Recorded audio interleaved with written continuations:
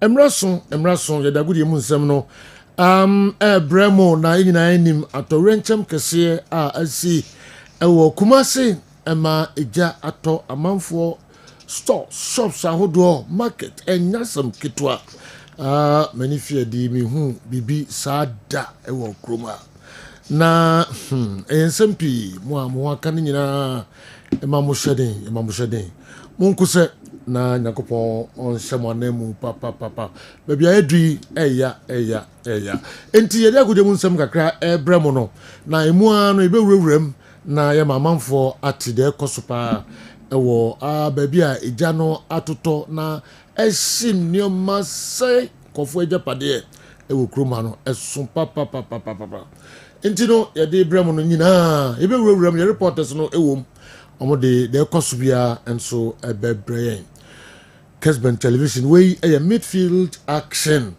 0551599933 0551599933 and no any WhatsApp line within the messages no abraya 0244 263902 0244 263902 and also a video line with me the messages no afaso abraya ebiom yemamu nyina hyeden yakopon hyemuden na enmanimu yai untintim na onu ankasa esan ebehemu anemu eya papa Tony obi ha ni wiase nyina ni fie nyina ni dwetire nyina ni wiase ne dem na bontin nyina na ahye no hadwen ne bibi owo bia no anka pipo no azo na Tony enye busiane eyinko dohu bi busianko a store enyoma ma enso wajilon nkofo nyoma wajiji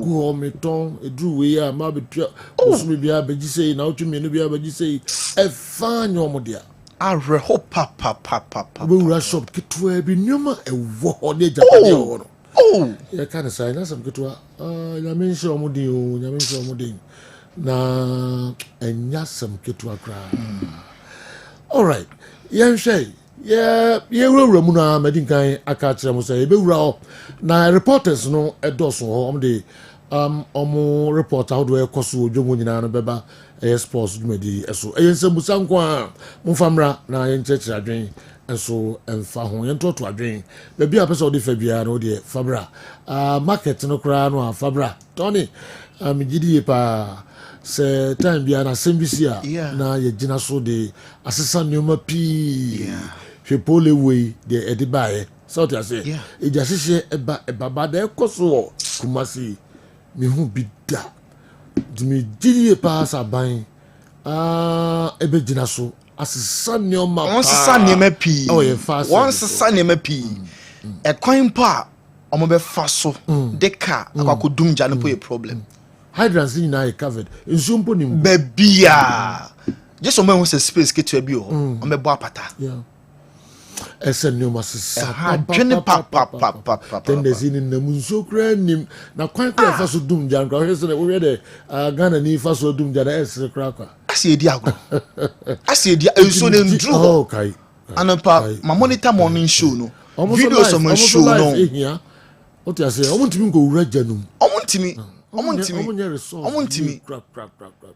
amoni niemo edi dumja no emze begina so e de aye reforms bebrebe asesa nyoma bebrebe ewo ye fast service ase ye ni wo baby ye ni ye fast service pay attention pa enko honum na de koso wo obe na chen how adwene pa Tony yonko na yenhwe de eko madam munya bibia mo famra na yenfa o se the president onam kwamu ba all right yenhwe say his excellency John Dramani Mahama onam kwamu a oba na ono so di nani aba behwe de ekoso ewo Kumasi dwom inanim say ojumedi edi wo Kumasi ya ntino em say odeni nyina beto nchen for now na wawura ye dwom ho na his excellency ono ankasa nani ababe hu nim say regional minister ni mpanifo awodo omo awuram ye hwe domo ebeye na opemu no his excellency John Dramani Mahama anya ntia so ba be duru a enche ono so be wura ho. De ko bia e de ho sem e be fa midfield action program so e de abro Montana. Medasipi Godfather. Yema obi akwaba na yentu fa ne hen sama ekoso onkofo ekroso. Na wonu say World Cup qualifiers no orekodo enra Ghana ye opponent ebo ye Comoros elusu ye Maliko Sham kamiensa omantimi ante ene boss 7 the live commentary ebeba Black Stars ene Chad ebebo ewa Accra 7 p.m. na wonu ni kire the other groups nso matches ni bi eba so Rwanda ene Nigeria match nkofo ni wo ho pa because Niger enema nkoye kra na ene match ne de must win edema the Super Eagles of Nigeria.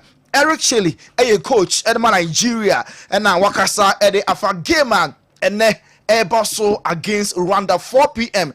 and a big match no baso Nigeria coach in same way ede atuja. Thank you for your welcome. The camp was good. We need to be focused on our game, on our project. Rwanda has a great team. They have a new coach, so they need to win, but we need to win too.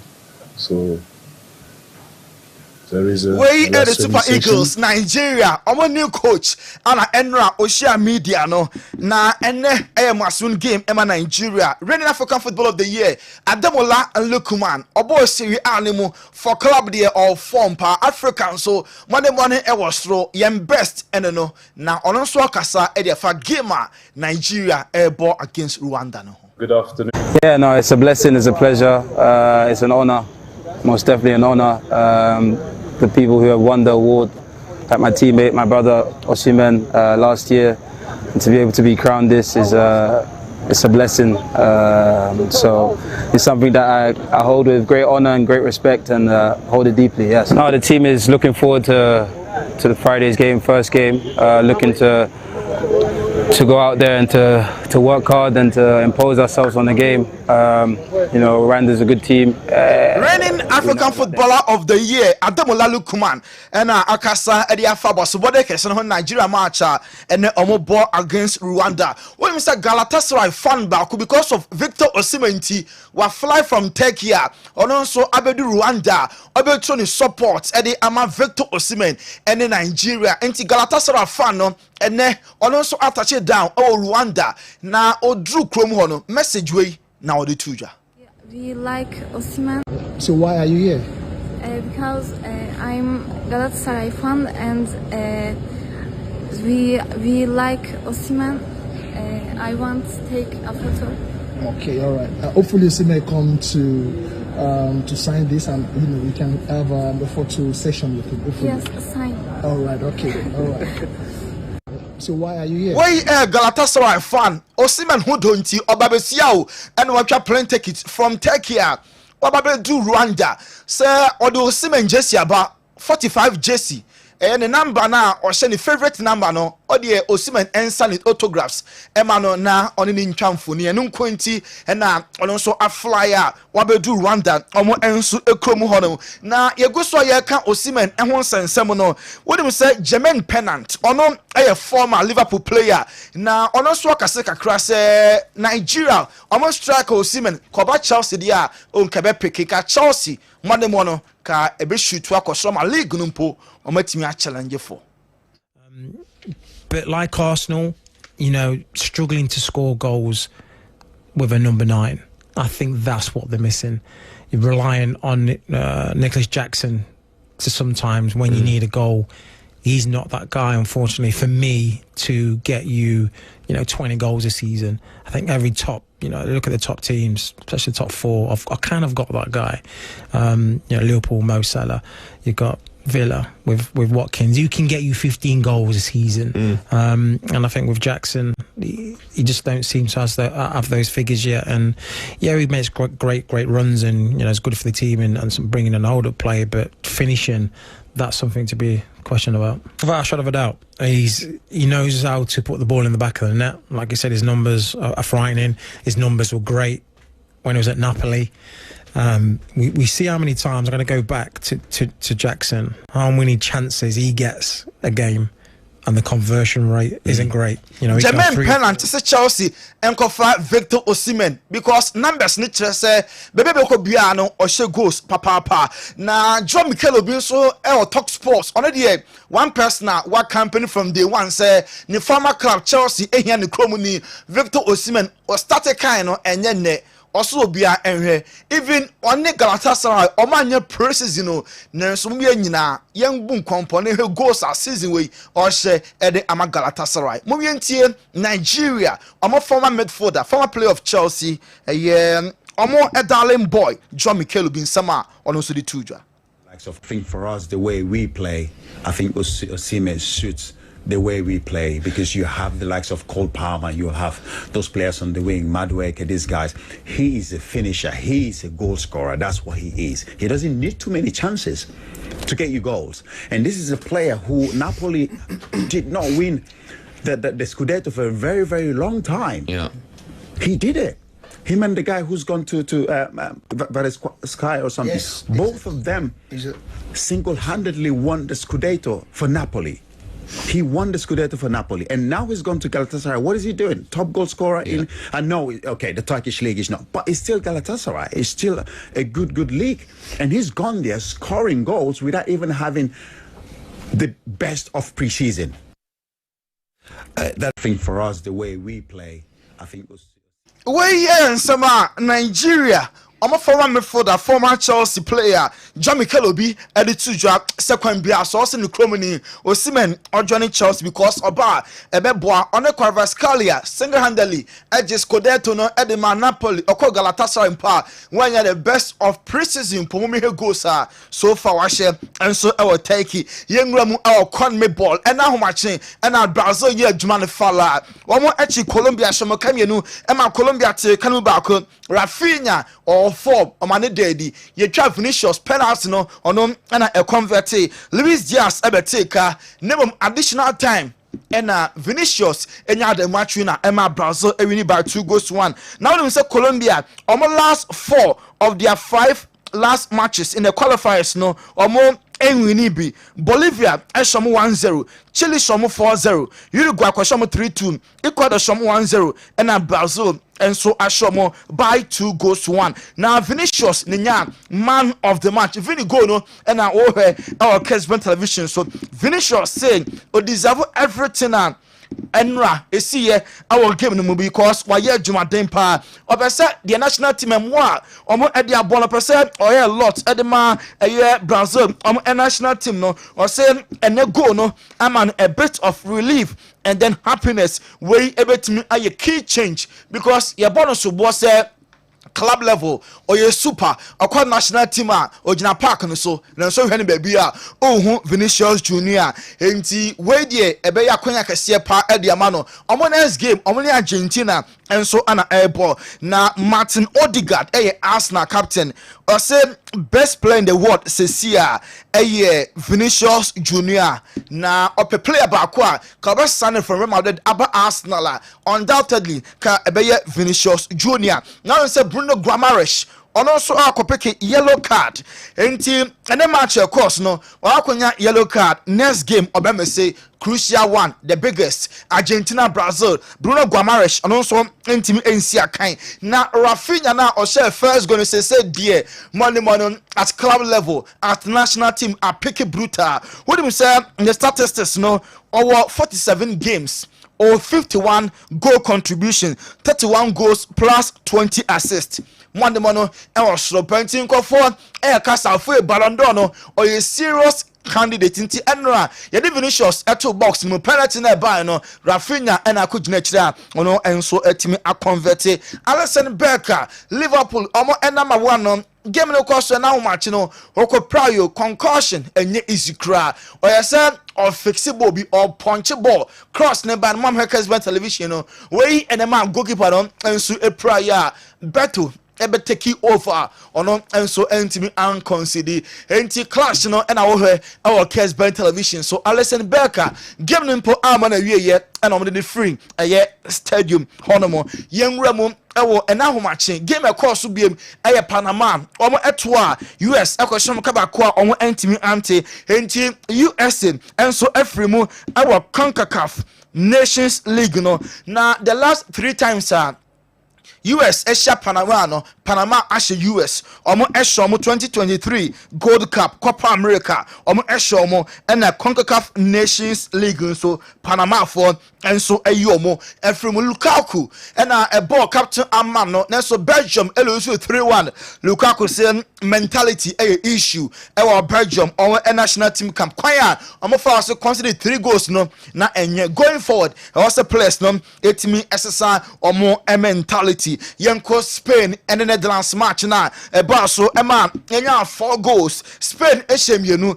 Netherlands so ehemienu na Nico Williams say on that first goal Edema Spain 25 matches or 5 goals 6 assists into 11 goal contribution and a in 25 matches for a Spain national team Nico Williams and I finished ranching a year Jumano our Kessben television so now Paulo Kubasi a prayer anopano yebe kind say Barca for ever said boy on eba na omo assess no because ni prano I want to say enye so serious there na so we here medical attention or so I was Spain el campan ekitekita no a said the player boy no ebetimi I fit simple so ultimate ammonest game now I return to club level no na why fully fit for FC Barcelona now and after Spain game no Frankie de Jong and One Pedri exchange JC omobienu ebo ema Barcelona until right after the game and Frankie call Pedri ho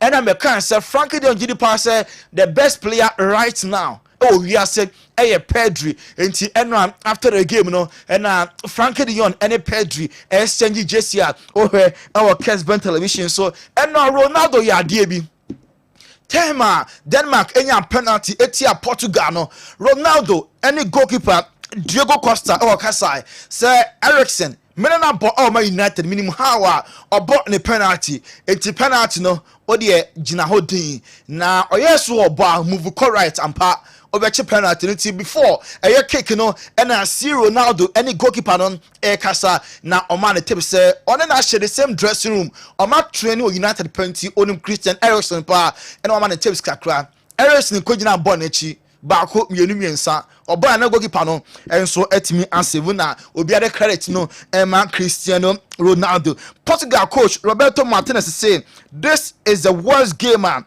wabo e won football career mu as a coach enra gamer Denmark eshomo kabako no o say game na eye poto ankoye kura am from Portugal omo national team. Ronaldo say 90 minutes left to change the results. We will try our best. Come on, Portugal. Where you any short message at Ronaldo got on the X. Say Enra omo elusu. Omo another 90 minutes or return leg, you know. Say omo betimi asasa eniema. Nan Centroni Barco. You didn't at the Tariq Zaib. Enra wan fanche Cristiano Kra. Wa fire coach, you know. Roberto Martinez said, Coach, oh you coward. Unyako kudro kra. Centroni nini.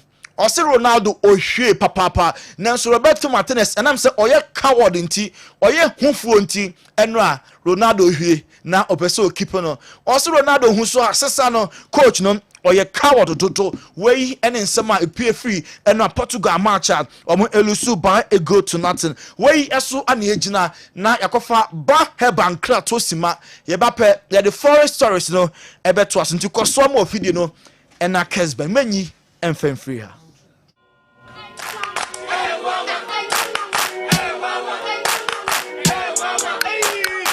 Cratchy, unemu bua unkoisha Dr. Ban uye den wa ha. Unye no mpemu ya die no wanko Dr. Ban jinse be. Laka. Onupe de ni do do huda do pem no wagudo empem. Hey, bye-bye. Yes, I do. What? So good afternoon, sir. This is my father. We come from Nigeria, and he has issue with the leg. The leg broke? We don't know. No, it broke. Ow! Me, I'm a specialist about bones. I will deliver you now. Then you go to Nigeria back.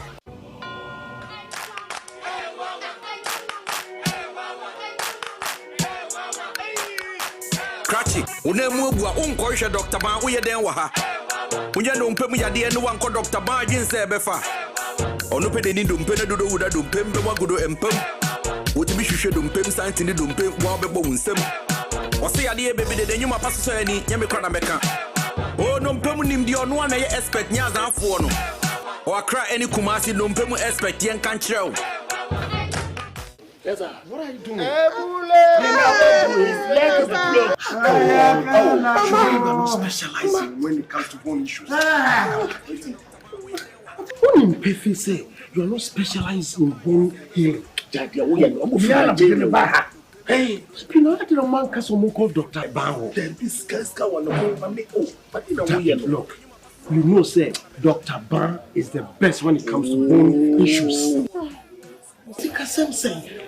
Well, Doctor, please, you came to look for Dr. Ban, isn't it? This is not the right place. But he brought us here. Listen to me. I am taking you to Dr. Ban.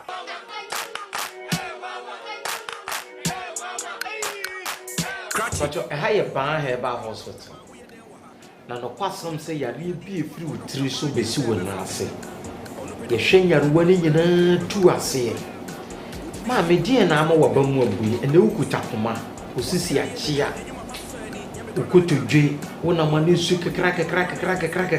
Man, ya wo can say, Papa, ya wo can say, the Kutu J and no one be coming. Bow wa, yen tenasima Kutu J, a mubi. Bow wa Kutu J, you be 2 I say, I'm a Nigie, a year pay. It is ready a one son any ye. When it does swing in answer, the woman I can't say. Mr. Wako Bobo and answer one Moama, Taisa, Power, name will be say pain. Branaya de Yenche, yet I have been taken a better so. Yanko Padum, I find a better so. Nkaseni numpena etetine eha adwene nyina no Yanko Padum nyina beto ato a ama numpeni nyina aye kama Papa's actually Papa. Papa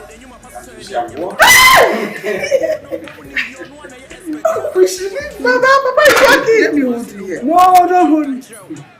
Papa is walking. Herbal Hospital. Specialists in every kind of bone disease. Spinal cord, swelling of the arms, arthritis, bone injury, swelling of the leg with reddish color around it, and so on.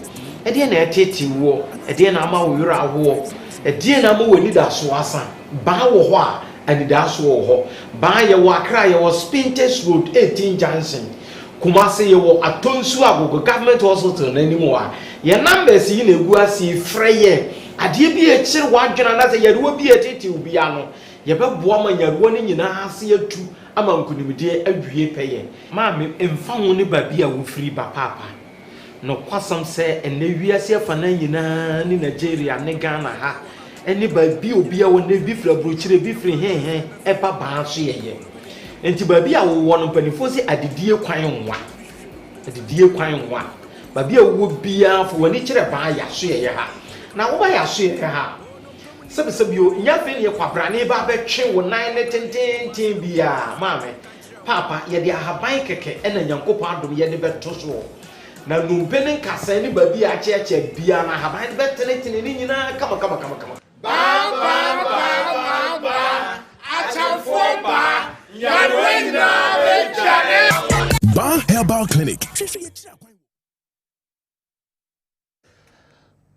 Ba Herbal achamfo ba yade nyina ebedwane nti koba ehonum na o problem no ontu ase emfa emaw yebeto aso ewo enwa Italy ene Germany game record so ema Germany coding clean by 2-1 Jamal Musiala ese enwa game yi de omo ekire se omo ewo tough mentality because na enye easy so be consider first against Italy na wabatika no asanso ache omo ko home or maybe be possible say omo betimi a qualify Luciano Spalletti coach edema the Azuris of Italy or say enra between Italy and Germany no win ye no one anything different and until Italy capable say return leg no omo betimi akọ Germany chrome ho Aqua winning etimi qualify those first leg no omalusu ofie eno Mbappe captain Emma France we hu so Croatia somo kamienu an omo entimi ante Didier Deschamps France national team coach wa bomb Mbappe chipa say Mbappe no nyare o na oye fully fit so eno ade wantimi and deliver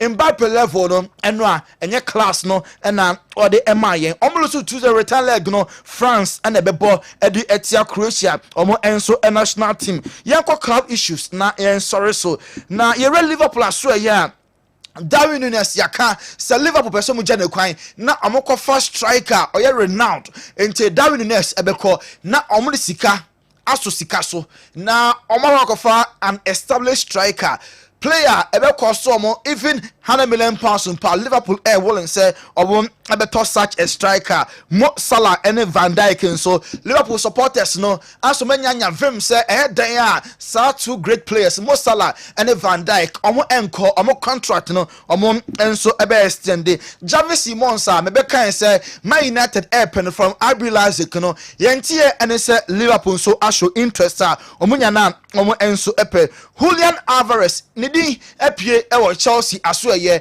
sa Argentina ni no bon Atletico no Atletico for say he is not for sale nan so no player ye rem our Chelsea omo enya Julian Alvarez omo enso epe Donnarumma contract with PSG bewu 2026 yes see Inter forward today say goalkeeper man stand free as a free agent in 2026 now for ebe number 1 Italy because a ho na free Man United percent omo efa Jared Breathwaite ono a player obo edi Emma Everton Football Club no United enya bring so pass omo nya na omo enso epe Godfather Donnarumma we eso ana yegina na enkofo cross nsem no ye die sie yo yebegina so de nkofo kroso ansem no atsi Tony Montana kakra ode efriama no ne ebreye no ene ye fiada entino yembo so nkrankra na yemra eye musa mode abano eso mode pi aba 05515999933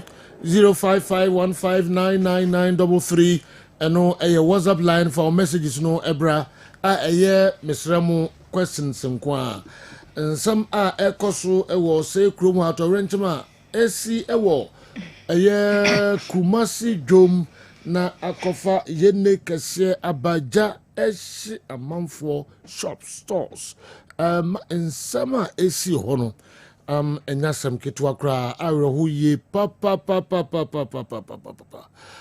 enti emuno ano yebewurawuram ye reporters no ewom na de ekoso bia no enso omode Abraham original minister make say onanamu sanso na yenya ntie se omampani no President John Dramani Mahama onso ewa ha nsema ekoso nyina no odinani eba na wabehwe de ekoso munshade enyasem kitu akra. Okay, Abi edio nyedia na design erade ato de nyakopon asipa de na eko de na de bre ne anapai enye easy amanfo shops One shop mako 3 one shops back 3 wo dia na ana ha for this boss oh my god hey asemo I feel quite jano grass. Oh gosh. I feel quite nice which is enko from. Oh. Mushade. Oh. Nefi won kwa wadi. Nefi. Mani to kakra. Me da say etifo ene atofo. Nyedua herbal center emre eni wapom de ho komo twetwe emre eni. Ye na oba betwetwe komo afo wapom de eho. Eno ntimase also be ya so na wati sanse.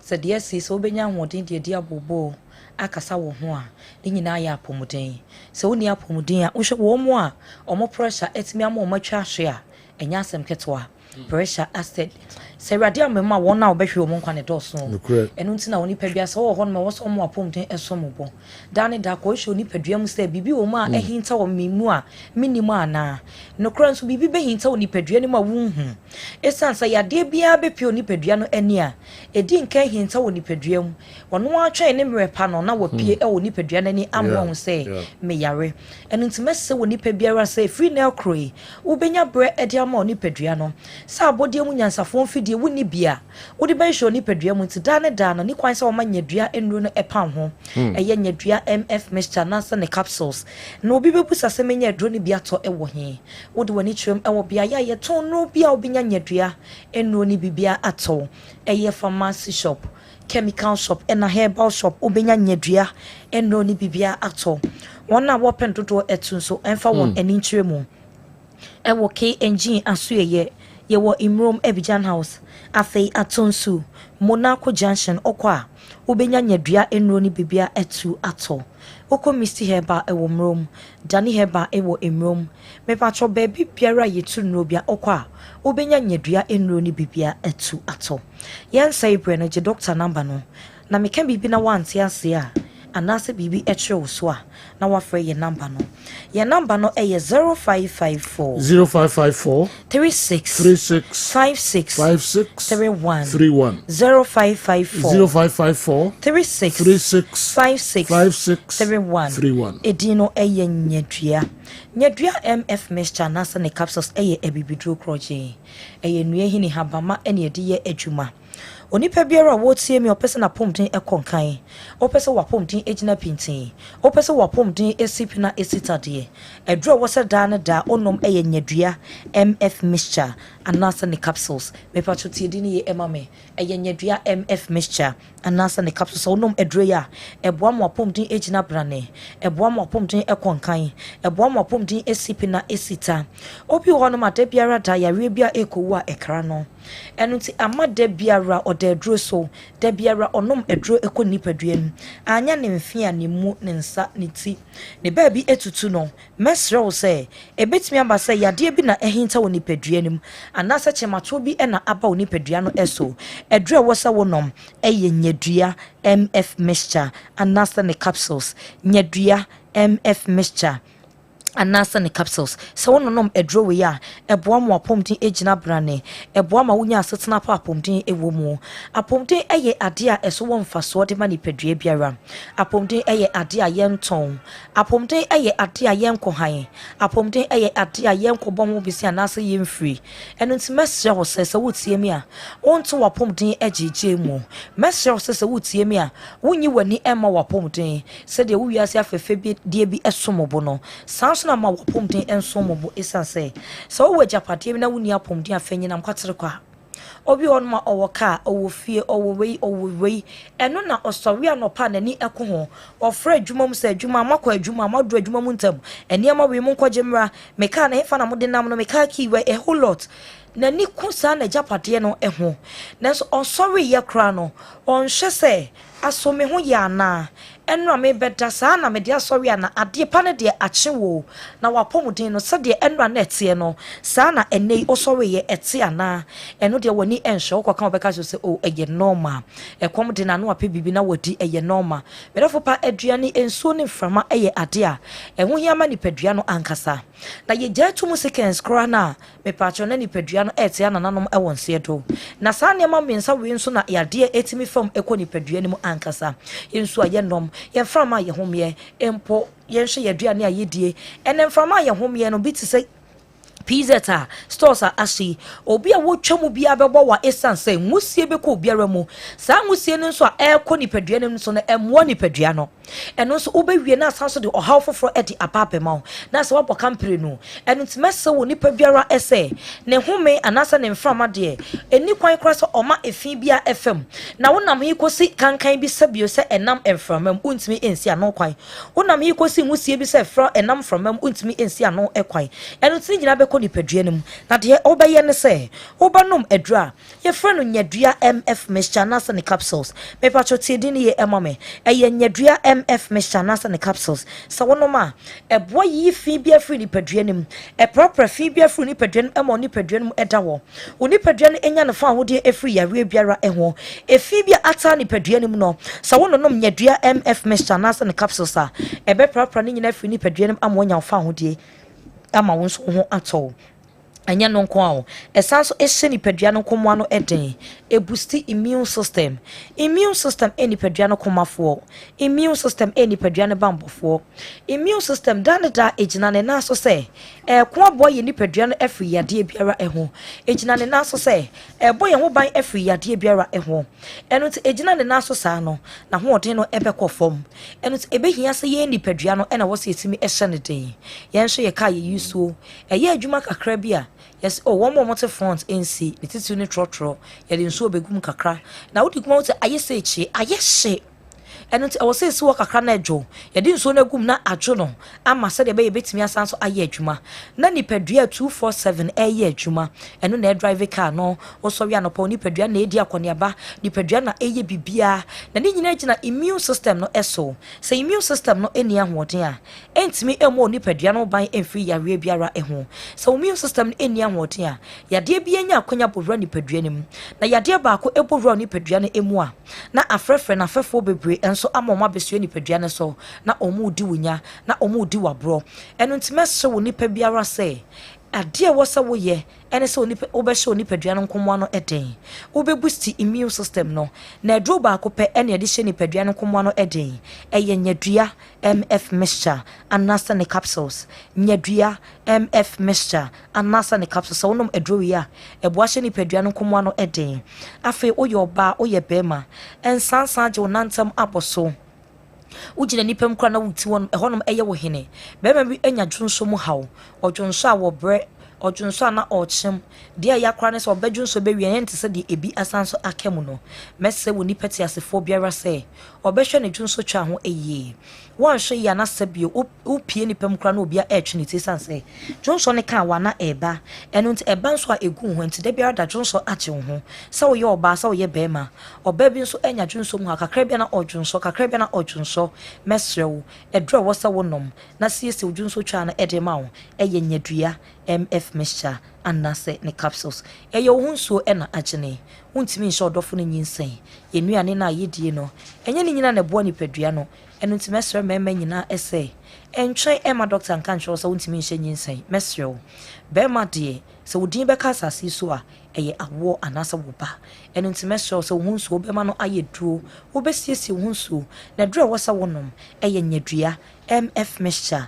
anase ne capsules ahana medu besie ene doctor ntwetwe enkomo bisa question na ejinche mo brumidi eso ye number no eye 0554 36 56 31 0554 36 56 31 edino eye nyedua ye do bibiara se dasene isha nyedua bi beda sipa na wakachiro boss se on shedi nakopon ebehye ne mu ahoden ene nkwa na ehia eyawo eya but obeye ne den nkwa wo ha ahoden ebe wo wate o se yebefre no na yene no edi enkomo stores miensa nipa ba ko wow obon show mo din de koso no enyasem ketu akra enim se aban ebegina sa ade a ekoso yi eso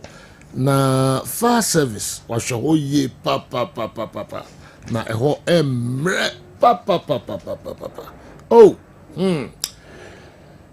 yenhwe eye mo messages amode abrayen yedi nkan akasa na ye fia dantino unyina munim se esa ye questions nko a mumfa bi emfa videos no so enso emre yen 0244263902 0244263902 mumfa bi emre na yenhwe enka ho asem emfa emamo ye kire adwen sanso na monso mo wadwenche bi fa manfo questions a omde aba eno so utimi ediba na yenye no ede amamo efa eye questions no a eno so kwan da ho utimi ediba.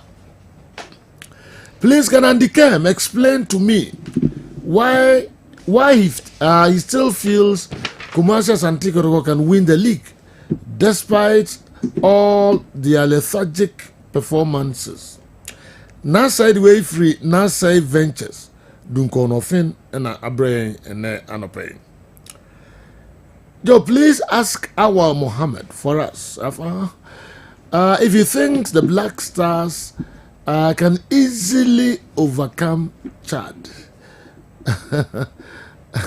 Now, our Asma Timothy Ubusani, our MSN overcome keke was easily overcome Chad. Yemusao na DNT and Okasa Asemno. I heard Andy Kem praise Heart of Oak the last time, comparing them to Kumasi Asante Kotoko. Was he mocking the team or he was just being sarcastic? Sedo, how can Andy Kem praise a team that has been defeated consecutively and shows no sign of competitiveness? Owura Kwame, Toronto, Canada. Daudi Abraham and Anopay and no. Hello, the General. What is the probable lineup your panel expects Otto Addo use in the Chad game tonight? Amos Edway Free Axim and Abeka Hensa and Anopay. How should the approach be in a game tonight against Chad? Atebubu and Frank and Sudiwe Efriho Abraham. With Mali's victory against Comoros yesterday, how will our group's permutations be? Okay. Cape Coast, Philip, Dodi Friho Ebaye, and so I don't know. How do your panel react to Otto Addo's pre-match conference that Chad is not a small team and there will not be an easy game tomorrow? Sebash Salaga Una Udiwe and so Abre ene 7 p.m. and a game no Bebaso. Can we have a team that qualifies to the World Cup after this round of matches from Africa or other continents? Kwame Atimatim, the Odi Abraham and so no. The next question no every Ohineba Kwachi Edway every Cologne, Germany, with the appointment of veteran German coach Winfried Schäfer as the technical advisor to Otto Addo. What changes or improvements do Andy Kem expect in Ghana's tactical approach, starting with the match against Chad? To Awal Mohammed, playing at Accra Sports Stadium, how significant is the home advantage for the Black Stars in this qualifier? And what has been our last 15 results playing at the Accra Sports Stadium? Ohineba Kwache, Cologne, Germany, and Udiwei, and so a free Abraham and Anopay. Please, I want a free site to watch tennis games. Sapon anyway, every Koforidua and Abraham. And Ghanaians should minimize their expectations for a match day because Otto Addo is still our coach. This is not fair. Harmony, this is not fair. We ain't fair. I was so there serious also. Ghanaians should minimize our expectations. Otto Addo is still our coach. Come on. Into Otto Addo there. Munijidi David. I'm for Nijidi. And to people say, dear Binti, I'll make it. Say, your pet, dear, watch it, no, like ye Nijidi. Pet, what you say? Like, oh, the total matches, first and second coming, say you statistics in here. BM crash. Eh, terrible. Why? Say you last year, yeah, Black Stars. Game say a winning ya say you a minupe even though a under the tenure ye ko afcon na enye ne tem ye di kan ball Namibia say you okay friendly na ye ball babayara a week ago ne ko afcon ye ball goalless draw and a ko ball afcon tournament in Cote d'Ivoire 3 games ye ntimi awini ye free mu Yen next 2 games na ye friendlies under Otoado. Okay. Any abo or draw back against Uganda. And no lose against Nigeria. And obey we need the next 2 games, which was the World Cup qualifiers against Mali and then against Central African Republic. After that, the next 6 games, which was AFCON qualifiers, it was terrible, said you. Yeah, both 6 games, Nina and Timia winning. Including you winning 6 games. Yeah. 6 games. Yeah, but 6 games. Yes. AFCON qualifiers, What Makakai? Yeah, Angola Beshe for the first time in 24 years, ye lose Babaya. Angola Beshe. On 110 see. And so that it was for the first time since 1973 we lost an AFCON qualifier. Ghana. Kumasi. Yes, Kumasi. The first time since 1973. Ni lose AFCON qualifier. Ghana. And Utuadu. And of course, Enwanana will make that brilliant point. Say, young opponent, any more AFCON qualifiers, no say you know more home matches, or more bono, or more minimum, or more bono away from yes. And where be SABC World Cup qualifiers here? Yentimia Sheni Jewo Bekan, Morocco, any in Sudan, be board draw, any cool Libya, cool Luzue. Ko Angola, we were leading, and ko make changes be out or the runs for the mobile. Or say game no, or the number Ebenezer or no say game no Angola for the taker. And then last game against Niger, and no crowd said you home, ye nya penalty na Ghana for na e bompa si ensen. Na kudusa say penalty na Ghana for na e bosi si yentimia penalty no. E man Niger be share. So said you the statistics looks very, very terrible. Na Ghana tika. Yes. Na Otuado TSC Parkers. Otuado TSC Park. And no Sejo and no kra na chira say the ono ankasa onim team na okuchi no. Sejo eno ka ehonum na TSC Field no so. Yes, ehonum na Sejo. Ka chira say the bi papa no onim team na okuchi no. Me dey me blame no Otuado. Who blame why? Yeah, me blame omo de ne buy no. Efi. Yes. Because your mind is serious. Section Otuado shouldn't be our coach, said you. Any serious nation, Otuado with this kind of statistics and performance will never be their coach. Never, said you. Okay, your mind is serious, said you. Yet play your team way. At least your individual quality who are performing creditably at their various clubs. And now you can compare them to the creme de la creme on the continent. Sergio Semenyo Uyi Salah, African forward, being performing to some extent. Maybe Nicholas Jackson before so be proud. African. The 2 guys at Bournemouth perform better than him. Okay, Wisa and then they are also. And but Oka creme de la creme, Sergio Semenyo is also part of the English contingent, you know, from the continent. Omo performing. IIT office because yes. A team ahead of Bournemouth, Sergio. The same also, even though Kudus and Shedan Koye this season, Pastor Joe is still one of the best. Inaki William has never been bad. And say Joe, your place, your yes, we need a coach or bet add a lot to the quality. No? But Joe, honestly, can you serious for my go to a coach? Into winning against Niger, no, Otuado. And I say a place. Because with that Otuado, the man for so add a more canon. It's not more canon. So into Otuado need bench or more players now come boom. Someone come against Niger. And it's someone winning against Niger. We hear Otuado ado guidance from the bench and Sana Mashi Niger. Martin Angle now. Yeah, Martin Angle now. Yeah, players in the bench or players only if one medical team no more bench or to ado ni. The moon to me winning. Your players I want. Martin baby Angle now. But to the extent of we bet my case. I say you minimizing your expectations against Chad because Otuado is still a coach. Haba. Sergio, the woman says say modern day football is more often about coaching. And also, and we are the major points.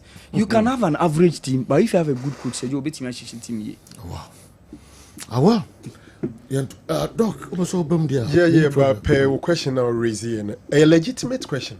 But no question is in football, coach Ubetima for about 10 different coaches.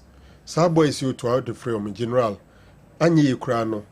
All those 10 be free about 80% of these boys. So TC Park and so now that's it. As a trainer say, your players now when they more or less constant. These are the guys we have. Yeah. But in football, you have the luxury of picking coach from anywhere. Ghana for my pet and I bit my form do my footballers, you know. But coaches they bit my for a different one. And the thing is that Otuado was brought in to solve a problem after the AFCON. But the problem is getting worse. Who statistics are our Diego 1973. On my way, I say Africa Cup of Nations qualifier say Ghana ebeshe DNC. Enti adiano aye tantaya broso. So nye individual be interest pa there is no way Otuado will be at post. There is no way he will be at post. And I think that if Mr. Ketias Okraku ni team wa Africa and Otuado man sa resource nan ko be jano kwan. Ko be jano kwan straight to hell with whatever the consequences. Me, I said I will never buy the idea of timing because we had the luxury of time after not being able to qualify for the AFCON. But for whatever reason, we decided to keep him. It's so sad, say, you need option, so per football. And then I'm going to Ghana GCH. And to me, I say, it be Otuado asa, and now GFA4 or more interest in tea in Omako food to add the Abisio, Tisanete, they are supporting me. Some of us, we don't have the heart to stand up against our own nation. And it makes it difficult for some of us. But clearly, somebody is failing to do the right things. Yet, we don't have option than to support. And that is what makes the whole thing sad. General resource na brand and their man. Minye sure say abako sem be coach be ama ibida. Ama na keeping the post. Coach be my inside resource ni be da. After Angola game no Kumasi. Straight up. Right after Angola in Babayara, something that has not happened over 2 decades. Straight up, you go. Yet for some way, somehow, the guy has kept his job. And we are not seeing any positive. To the extent, say, when in Niger, Bob, would have form, what a cat. No, what TSC Park is jubility. And they have equalized against Niger in Ghana. In an AFCON qualifier. It tells you clearly. You know, I had a chance to listen to a conversation involving a former Ghanaian star out in Germany. All kind of role of Otuado in Dortmund. You are overhyping na broso on your tree. Debbie. Okay, team players need be prepared no more recover like Boa. Oh, national team de general no kwasem nisa ansani the national team be ma ono. Now why BB ama ye hu ansa. What do you bring? What have you done elsewhere to show that you are capable of doing it? Unye bi obebia oba ya no so enkoye ba still yes one na better. It's sad. Okay. But then yeah match. Can we say match? Into me can be done but to support. There will be can say you minimize your expectations of because you happen at the bench. That is where you come in. Against that is where positional raising and ever in say players in Ankasa. Even say coach in the Hokra now. As I said, the boys should come to the party. They should rise up. This is an opportunity for them to make amends. Now, me jidi say, walk up no pay. They are intrinsically motivated to give their best in the World Cup qualifier than other games. They will come and come good. And then one some call Mali, Mali. Yeah, they want to beat Mali in Mali. But what after the World Cup qualifier, you stop it in June or but during the AFCON, Otuado has mismanaged the leadership and the chemistry of the team. I'm at the apathy. A team along the line. And sa pepa individuals we person moyen Fate was frustrated beyond every affair. He should just manufacture excuses not to come. You saw Jordan complaining bitterly to Kwesi Appiah. San common go for TTB. It was about how Otuado was handling things. Eventually, Yatima metamorphosizing near Masa Afedia. Yes, sign assistant captain who at the captain I command the complainer. Okay, please, who is the current captain of the Black Stars and what are tactics going into this game? We if we demo SCC Accra, one of the way Abre. Considering the current captaincy issues and recent poor performance, how will Dr. Owusu Ansah motivate the Black Stars players before tonight's game if he were their psychologists? Additionally, I will appreciate Andy Kem's assessment of the GPL referees' performance following police incident. Julian Caesar, anyway, Abre. Andy Kem's assessment of the GPL referee's performance. Okay. Until now, there was the Abre, I don't know. Mami Engram Julian Caesar, the enemy free wa me call hello, good morning. When our coach Otuado was in a press conference, he said, when we win this match, we win together. I agree. But he said when we lose this match, we lose together. I want to remind him that when we lose this game, he loses alone and loses his job.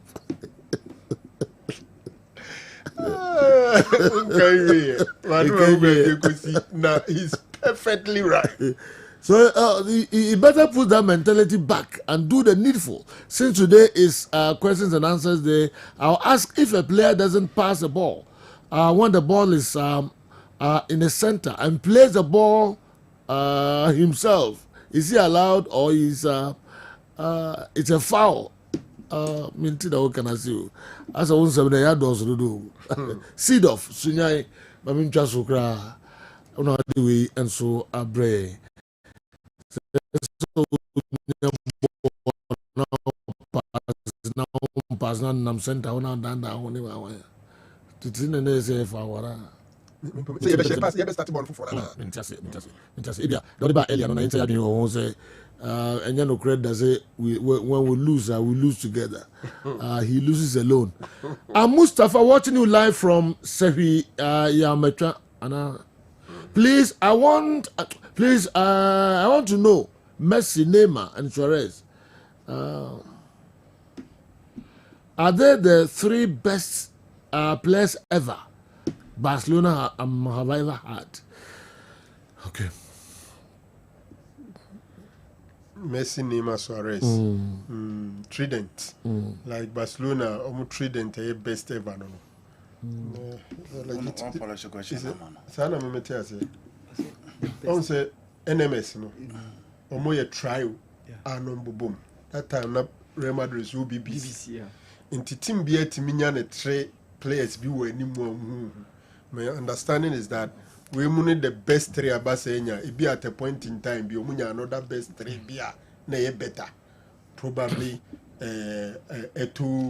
Thierry Henry, Ronaldinho. Okay. No, like was Messi. Lionel Messi. Okay. Messi, Bashim. What I say?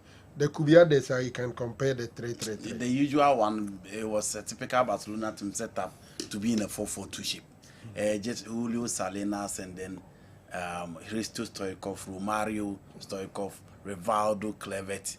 Into 2 toppers until a change of setup by Frank Rijkaard by a quiet front 3. Ludovic Julie, Samuel Eto'o, Ronaldinho, and I'm taking from the DBC now. I stick it to the 4-3-3 and Sababeka. Who's a football Ankasa? That formation where you have 3 front attacking.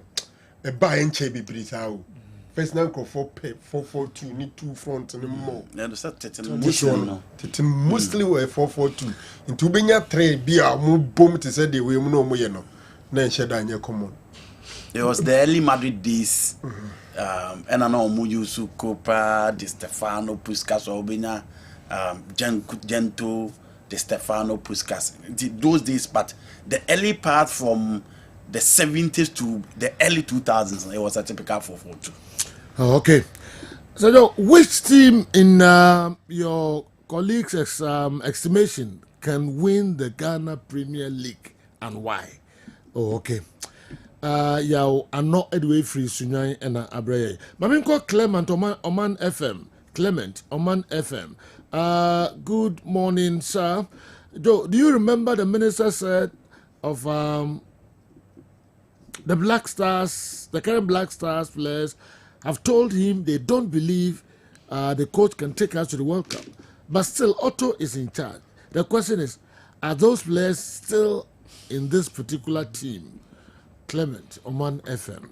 And so, anyway, our prayers, our players, no more, our cemetery minister. The who was our team in one.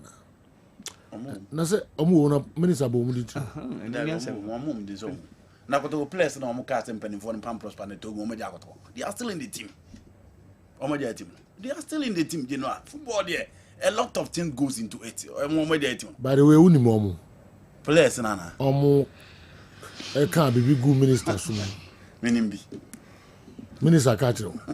David the minister no better catch him. Some he is in training am my baby. You know, I say unimbi cry. Previous Yaka Black Stars, Yem Freya, in Black Stars one. Omani has Avromabi. Oman on Bobo Black Stars. Collapse new ones anyway. Apart from one brand is Ubiawa. Omo into Oman minister say current Black Stars players. Current Black Stars players. Omo na wi. Yan share down for Fufru Bia me frame. Na Fufru Yem friend dano. So no ko catch minister na ono no Yem friend no onye Black Star player. Into minister into me friend no a current Black Star player. So a Oman Bobby dada. Omo aso ni afraid from me apart from Kakrane Prano. So they are in there. Okay. I want your panel to give us their 5 iconic players in the GPL. Number 2, I want you guys to explain better to us what happened between Super Obondede and David Obin. I don't know much about what happened between them, and since it's about football, please do explain to us. And if it's Sunyan Zongo, and I do we abreye. When you 5 players on me iconic, your team there was GPL. GPL, your team's no more. Yeah. Iconic. Yeah, 5. They drew 5 best players. The word iconic. That's a yellow and Kakrana. Who's a iconic? Omo Bochemana. Me come on, currently iconic 5 room. You know why can 5? What to iconic national, you know? What's the amount of 5 iconic players? You need 5 room. Now to what to iconic national. Be iconic in our culture and I won't say. Because we are in iconic. 5 best players. You 5 players on me outstanding. That's not episode. We outstanding on Saudi. Now only need the Abeno. Oh, there are some players who are very outstanding, but they are not only. Okay. Mekai Dauda Sedu of Samates. Oh boy, we too. Still, popular, but he was super. It's around go back on the Unyadin. But you'll be a bit say your house. I want your pundits to give me their starting lineup for the Black Stars against Chad in today's game. Sir, Sokodia would wait for Mami Krobo and Abraham and Anope. The next one, Osijo, have you seen a team that have sacked all their players and kept a coach and complained that the players were rather not good, but the coach was good? And Slot didn't add any player to club's team. There's no massive difference in personnel to Xavi's team and Hansi Flick's team, but check the results. Simeone said the weapon of Barcelona is their coach. Check the Nottingham Forest team. Check the Brighton team. A good coach is the one who is able to get results from the available players or resources. It's never the fault of the players. It's the coach. The question as in the players should get the result themselves is a non-starter because they are playing to the coach's tactics. Kazola, Sugakope, and the way Abba. Madune Yamu saying, we as a place, I want to know why Osman Bukari has been missing in our recent collapse. Ben Soutium, Edia, and Osman Bukari. Please, did Otoado grant that interview that Chad is not a small team, so the game is going to be tough? Obusa said Otoado ne cancer. Okay. So we'll be considering him. So we will be considering him. In case he gets it. In case he gets, that is what he wants to say. So I'm quite here. We don't consider us no kind. And when he wins, we'll say he has done well. I want Andy to answer this question for me. Okay. You know, we know Bianca. So what I true? Seven commands. Oh, we know Bianca. So I had it. So she charged you. Know, what she charged you? Oh, yeah, said you. Into we near Bianca. Say, could you tell I had it? Now the other partners, or say, Utuado, so, or can say, may have not listened to that. Charlie a strong team. Into say, oh, si you lose, I am considered as a strong team now. Abeshelo. Utuado lose much to a pack and so on. Supporters in the Bepam Parkway. So lose much to fans now Bepam. Said Jeff, the open team in Pam. Say, Olusuma to a fans now Bepam or Park. On what him, Sarango. If we do funny clips, pal. When you get time to watch the Mozambique-Uganda game, pa, you will laugh, sir. Not only the Black Stars team Nkwana Asa. Kokuba Queen Wavry was him and Abre. Mozambique and Uganda game. Yeah. And only video to be that Mozambique and Uganda. And I mean, time, Kenya. Gambia. 3-3. I watched Libya. Very McCarthy. Yeah, Very McCarthy. No, so it is Libya and Angola. On the captaincy issues in the Black Stars, do we appoint the captain based on longevity of the players or based on the fact that the player can lead his colleagues on the field? If a player has spent more years in the squad and cannot lead, do we make him the captain? Kwame Michael Edwefri Edukrum ena Abreye. Nsi obenya na captains in Sensebno na yahwe eno nso. Ayu any party. Why na che team no? Jordan. Jordan. Yeah. Party betu Jordan. Yeah. I'm Lexis from Kaneshi Place. I want to know if Razak Simpson will be fit in today's squad. Okay. Okay, now and also the Abreye, no. So though Pate and Jordan, I tell you, let your okay, your pundits be very honest with us. The two of them are not competent to lead the Black Stars. Okay, Kwame Ketwa and so and anyway, a free assignment so Abreye. Or say oh bibia leadership ni party any Jordan mu. The ensa omufa captain no ma ni pafo from mo. Send madwin eye mo fa ho. Please tell Otuado that we don't want him to run to the field to jubilate when we score against Chad today.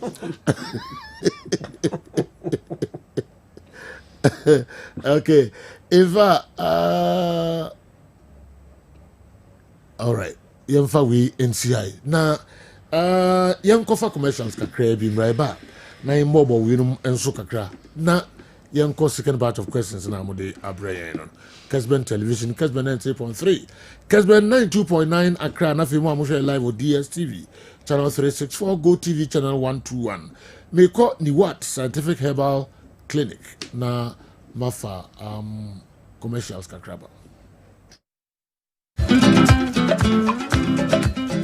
Shafwe Mwakwaba, Eba Niwad Scientific Hospital. A team of medical scientists. I have created boom near the infidel Maswa, a juma, or Yasue Hasi, Yasue Hadi, Nessa Obaya Sabi, near Tam a good amount, said the Coconon. The moon, Yadu to a fiducial.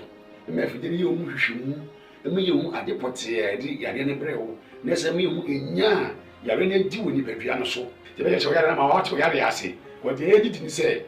See, baby, I said, what to wear the Asia, which you to a centum. Obani what scientific hospital, Dr. Phobius Yajumani say, enubuna eni no tan a obo ade e de dwumye no yenye mu hwemu na fe enwenu akasa e wo mo friends phytochemicals no yen extract say enwenu no na yen fan frem no emfa emaw ebi a kidney no yare abem kidney no essay yen ko na Ghana ha ye de take ahaban e de dialysis a kidney no asay akodu se den kura no a nyarehemu na nya didi na fo ni kirem e woni what scientific hospital bofra ban eboye ama wo diabetes ye de bofra ban e ne nyama bi efra e de mawa e be bo ma diabetes na o sugar e koso pii no eno so aboa ama etimi abafum e bia na wo hwe misisi e na o problem pa e yo mema sem be ba bi wo no a onya tenkan kwa so ho ba beda obo so otimi nya hode ne pagya no no oba ehyemu a ehyemu ana adwo e no obo so atese ne be ma no ensore kra e bia na e no bia da so a wo nom yo ba na utie me na se e ya wo no problem e bia na e fibroid na kosi a wo no kwan ana wa kwa ya sabia doctor si ensu abetata onkosuemu ovarian cyst ana se fallopian tube no e na block ye obebu okura wo sebu ensisi so ni nyina timi sinyi se ho kwan be ma bia na hu so e na wo form nkwabon e wo form low sperm count na wo okura be ba be ne hu so mu no na emo no be friend se spermatozoa no ba kokura we nyina e ha esi awo ho kwan a obani what scientific hospital a enfidi e de ehwe be da di amye wo se problem bi wo ho no mu a ne atimi ehu aduro na afi aduane e be kyerɛ ho adie pressure nti amo akoma bo periperi asem kura si ofi ntimi mo amane obi so hweme na ne bia stroke akawa to mpam ye kwa wo ye ba wo so ntimi okasa na pampan boni bi akyire friend halitosis yade ba ko a ya no wan bi obi opewase obetimi akade akyere wo a ade bedi unya okasa bia na obi atwene hwene okoda na nyimre oda no so antentem ye papa mo mpanifo no e free 40 50 60 years e kwa ni mo no o prostate na yakase prostate enlargement e ba sa oda ojo so antentem ojo so bebransa na ade akye e mane nka achi emye kofa catheter ahoma nkoto ba memo abusuafo bi ebere ni nti manya adagye amo ya de dia nyadidie seni what scientific hospital Ghana ha de o pa ya sabe ya dia ba frim dia fidie e de twe enubena e na afa ho de ni fra haban mu e de sa o ya de ma wo na eyeni what scientific hospital yi wo Kumase atonsu Monaco junction ya Dansura bank no ene bi ene mwe enkran so ye o ma 7 ye ben Janet Corner dan no 0244 087687. In case you are watching us from any part of the world, whether you are in any African country or you are watching us from Europe, you can contact us on WhatsApp +233 244 087687 or on Google Map. Just type Niwat Scientific Hospital and you'll be given the exact location. Niwat Scientific Hospital. Nyanko Pwanda Rumenti Wamoto Ebeba.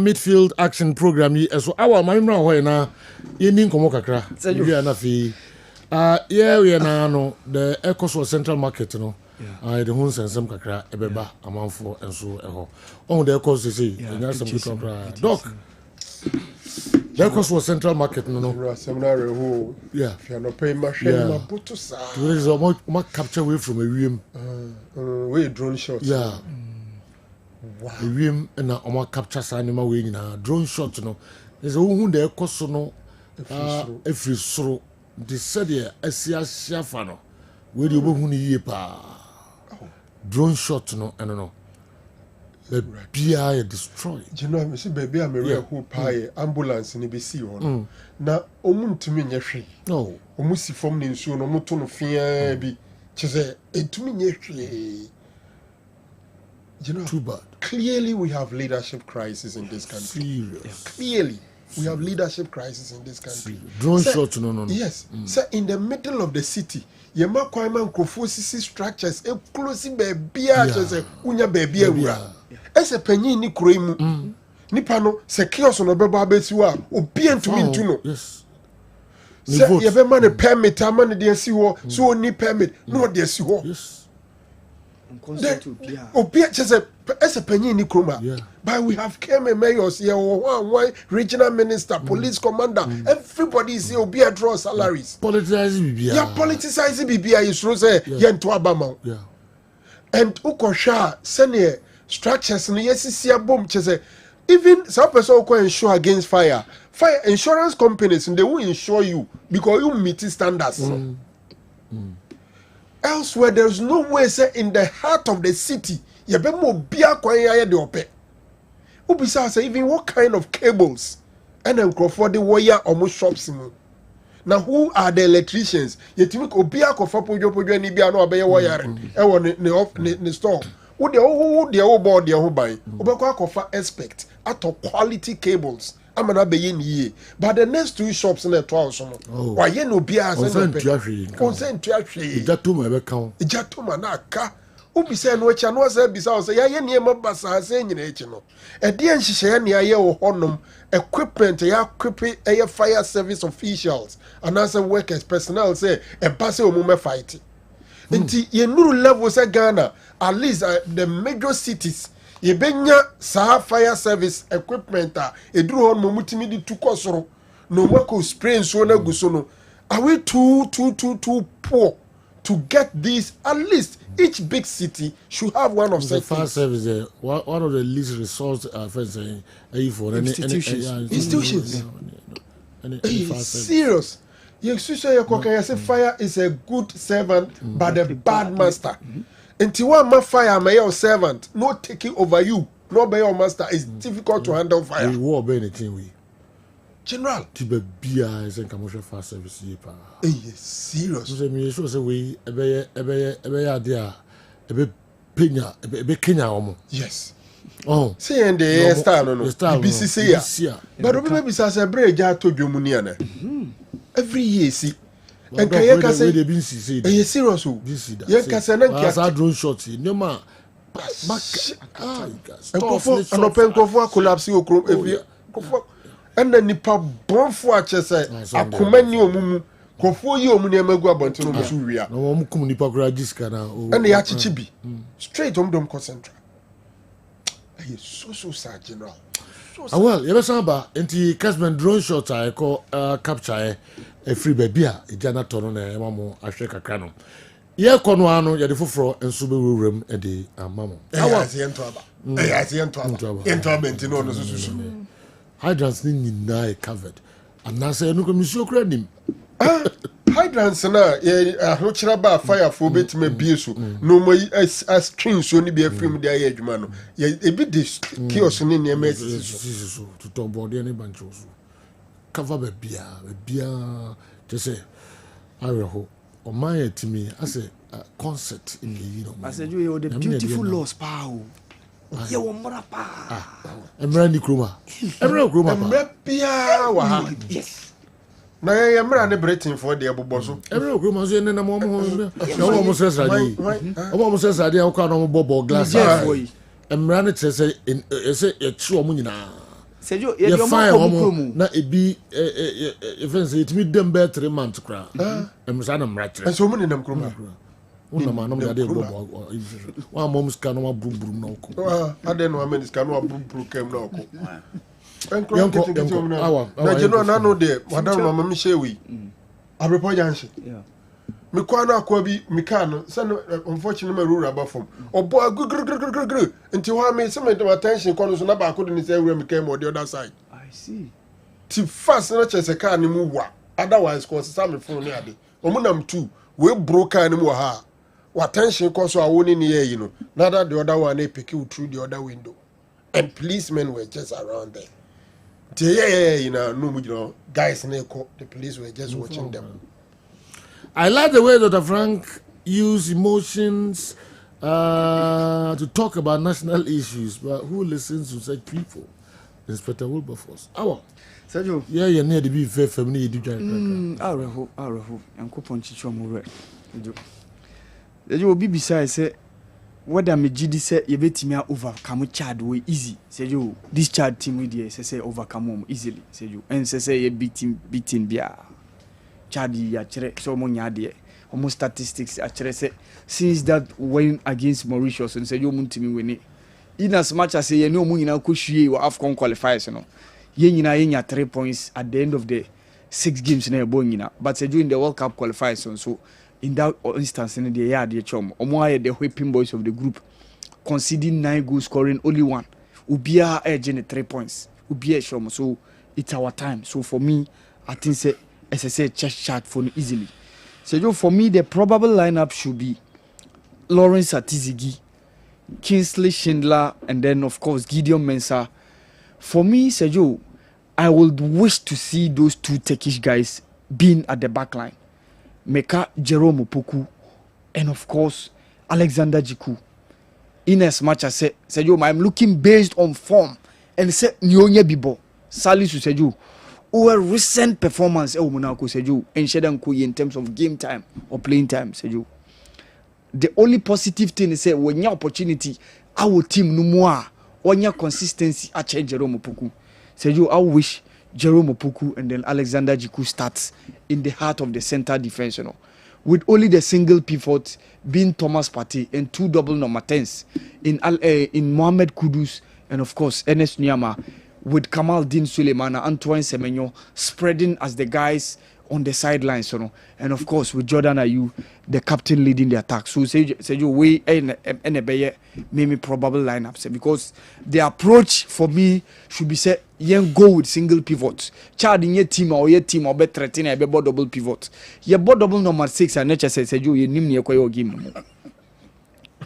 Nature say you nim near your game, Sergio. As I said, game near Shasia, is your mususa, copy say game the Benban. So Sergio, this for me should be the approach alongside the starting lineup. Yediko Remo into that game against Chad tonight at Accra Sports Stadium. Sergio, the group no enwa Comoros etimi atena ho ama Mali akwakọ show by 3-0. Enwa ye nyina ye discuss issues no. We talk about the fact that Madagascar akwakonya win. Sisi omoda on top of the table no after say omo abo omo game against Central African Republic. Now the other probability that we were talking about was the fact that Mali game ne Comoros no saying ne ekwakosi and say you enwa the Malians no make sure say the home advantage na Comoros any no account it because game no eba so Morocco Mali for no yen simple 2 goals from Kamaru Dombia and Don Nene Dogeles 3 ne go no etimi and show say Mali anya 3-0 win. So say Joe now Mali is now back into the contention of the group no because say Joe say acquired 10 points for Madagascar, 9 for Ghana and Comoros, and then with Mali 8.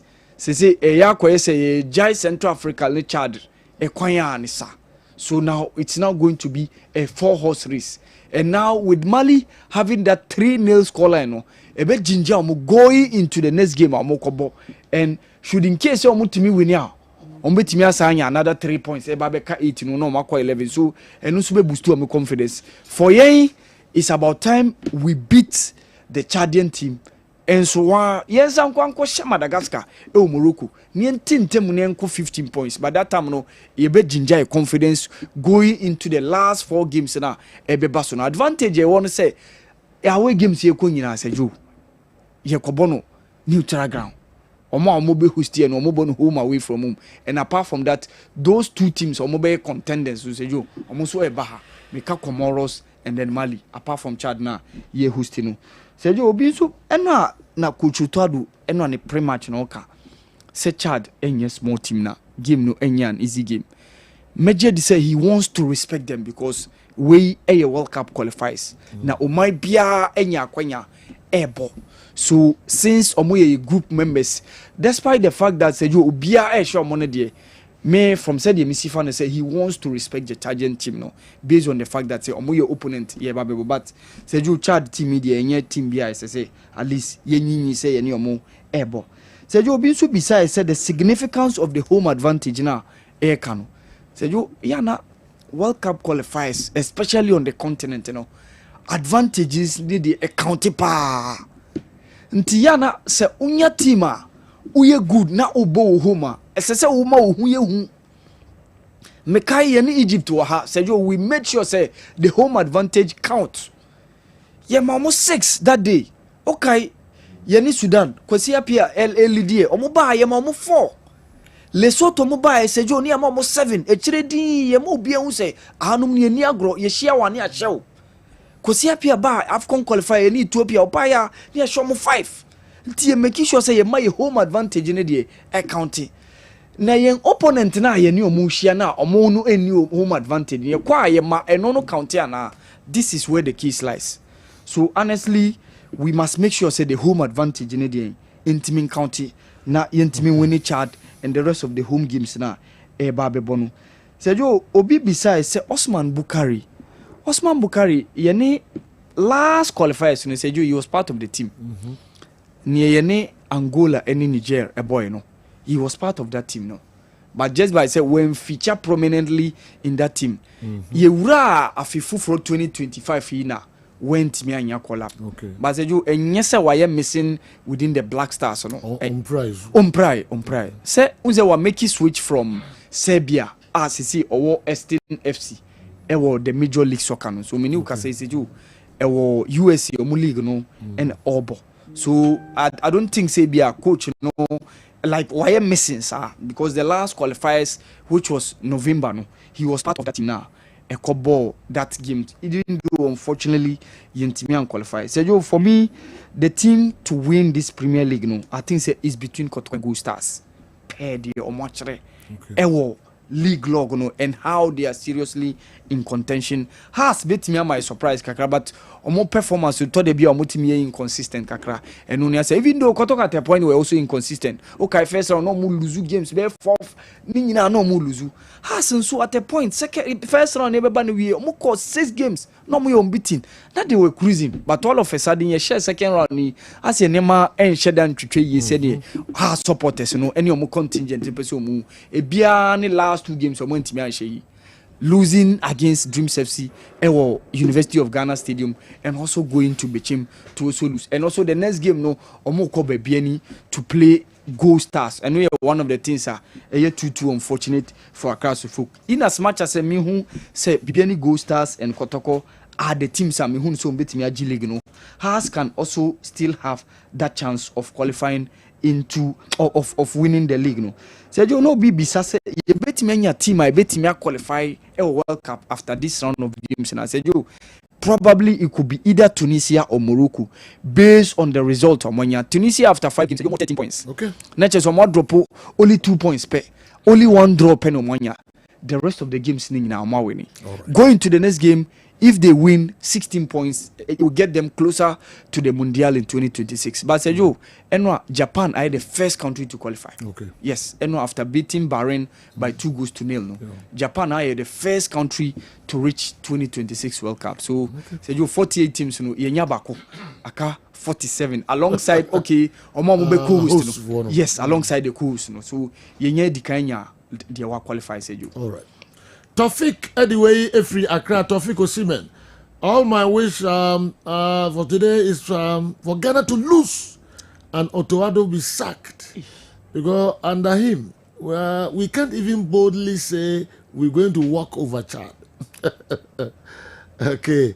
As a Ghanaian, the heart breaks over and the heart breaks under him too much. I'm always annoyed anytime I see him on TV. Wow. Tofik onya butre. Say because Utado lose the judgment, ye lose. Say you, in as much as say ye won't say Utado nkuye, but say which say lose say you. And no Tofik alabraka onya butre onya butre. Okay, meko na mene PSC akodin komo kakra Kojak Farmer meba. Andike mo hosanso na Dr. Frank Usu ansa enso wa na yene wo so atwetwe komo afa mo questions na mo de ba enne no monfa bi emra ye koba ye san ene Joe Louis eden kakra tudwa ede efa local players no say ye ma mo kwan manka Chad we de ye feature local guys no na ye nhwa de kojopoku mahala enso de nanu atum efa sansensem ya ho Yakwaba na ebiti omu nyina piese Sajo enyo almost Ghana man thing so dem ho agi okay wow Hey, and that's some good to us. Wife, Kojak Farmer, then I'll do every and then. Medasi say Joe, Kojak Farmer, 30 to 40 years in the NY Juma, a research NY. Now the product a boy a pomotin aba.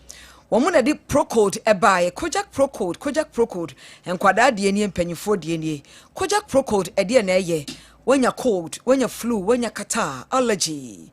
Ohun pemfu tro bibia ko ohunimu ama obowa kuhu wani nyina ye ko se kotomoja no epacho unum Kojak Procode 3 minutes na sha se ye adwuma utie wo ya ohunimu asisi untimi na oho twetwon epacho 3 minutes na sha se ye adwuma Kojak Procode no ye the micronized powder na ye nti ye adwuma ntem oba no so saa wonya allergy wonya cold wonya kata man Kojak Procode ni bi na wonom ne ho aye hye ne tipaye no ebejaye endo so eye 3 minutes fi say ye the micronized powder ni bi egum enti ne ebo ne mrane say yayi sauki ahoden apomden ebeba afe ye wo Kojak P sensitive toothpaste any Kojak F sensitive toothpaste ni nyina won mouthwash so enti wo fa Kojak P sensitive toothpaste e won mouthwash so Kojak F sensitive toothpaste e won mouthwash ye di treat sensitivity wo se femfem pa e de na ma wo se femfem wo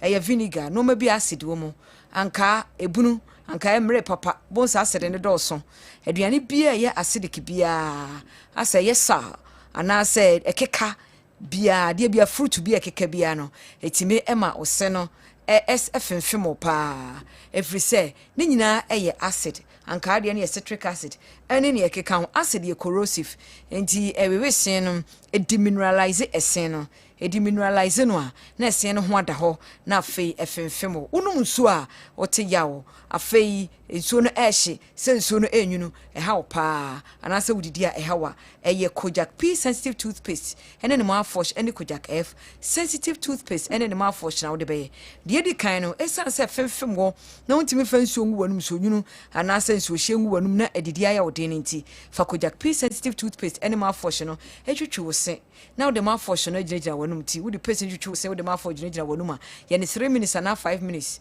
sam uchuchu usia na de mafo chine jira wanum wo ye ne saa 3 weeks na 1 month Kojak P sensitive toothpaste any mafo chine dro wo mu a ebra ya wase e desensitize wo nerves no nti e man nerves no on fa signal bia e mani padua no se ya wo bi e wo sen no ho da bi nti wonte ya no no nkyere se demineralization esen minerals na free ho acid no enuane odidi ama se ne femfem wo na ama minerals no afiri ho ma enamel na wosra ehunu fitaa no eho ada ho ma efemfem wo no enkoye p no a nerves no mom na enti yawo ne biom ti afa na befa Kojak F sensitive toothpaste any mouthwash no etwetwe wo se now the mouthwash no ginejina wonum eno de mineral salt mu ewo mbebre mineral salt no a beye sin na krakra sen no ewo mu pi enti eno be remineralize esen no ama de afiri hu nyina be hye na na mu ti Kojak F sensitive toothpaste any mouthwash no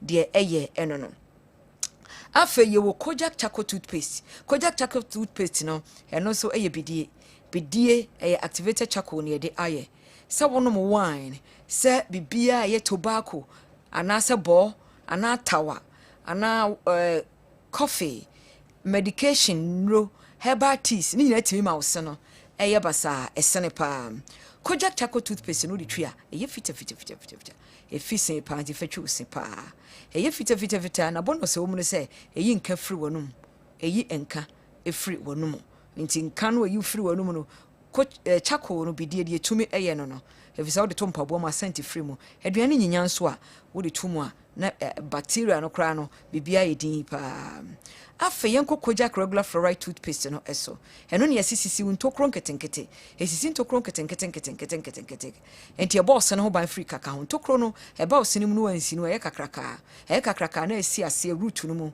esi ni root mu na afa kaka na ayo na edidi kwa me pa cho esen mu ohaw ba no anhwe a ebetimi ekum nyesa me ka hunahuna nanso bacteria betimi ewura sen no mu asea no mu wura kwa o bacteria bi oho no mu a o mani eden pa Kojak regular fluoride toothpaste no fetchu se na ma ho ban enfiri ntokro nketenkete na enfili ntokro nketenkete ma ofise minerals ewo mu a enfili ntokro nketenkete ebio no nso nipa bia bacteria wɔ nom yɛ good and bad bacteria wɔn nyinaa yɛ sɛ biological processes wɔn yɛ living things nti wɔn bɛdidi wɔn bɛyɛ nneɛma bebree nti wɔnum no wɔn wɔ no wɔn produce gas ne acid ɛsan biological process no a wɔn ɛkɔ mu wɔ wɔn mu no gas no ɛna ma wɔn mu nkaba mu no ɛna acid no enso yɛ corrosive nti ɛbɛwewe wo se no ɛbɛ demineralize sen no ama sen no ɛho awewe ne ntokuru nketenkete aba mu nti Kojak regular fluoride toothpaste no sɛ wodi twitwi wo se a neutralize gas ɛne acid no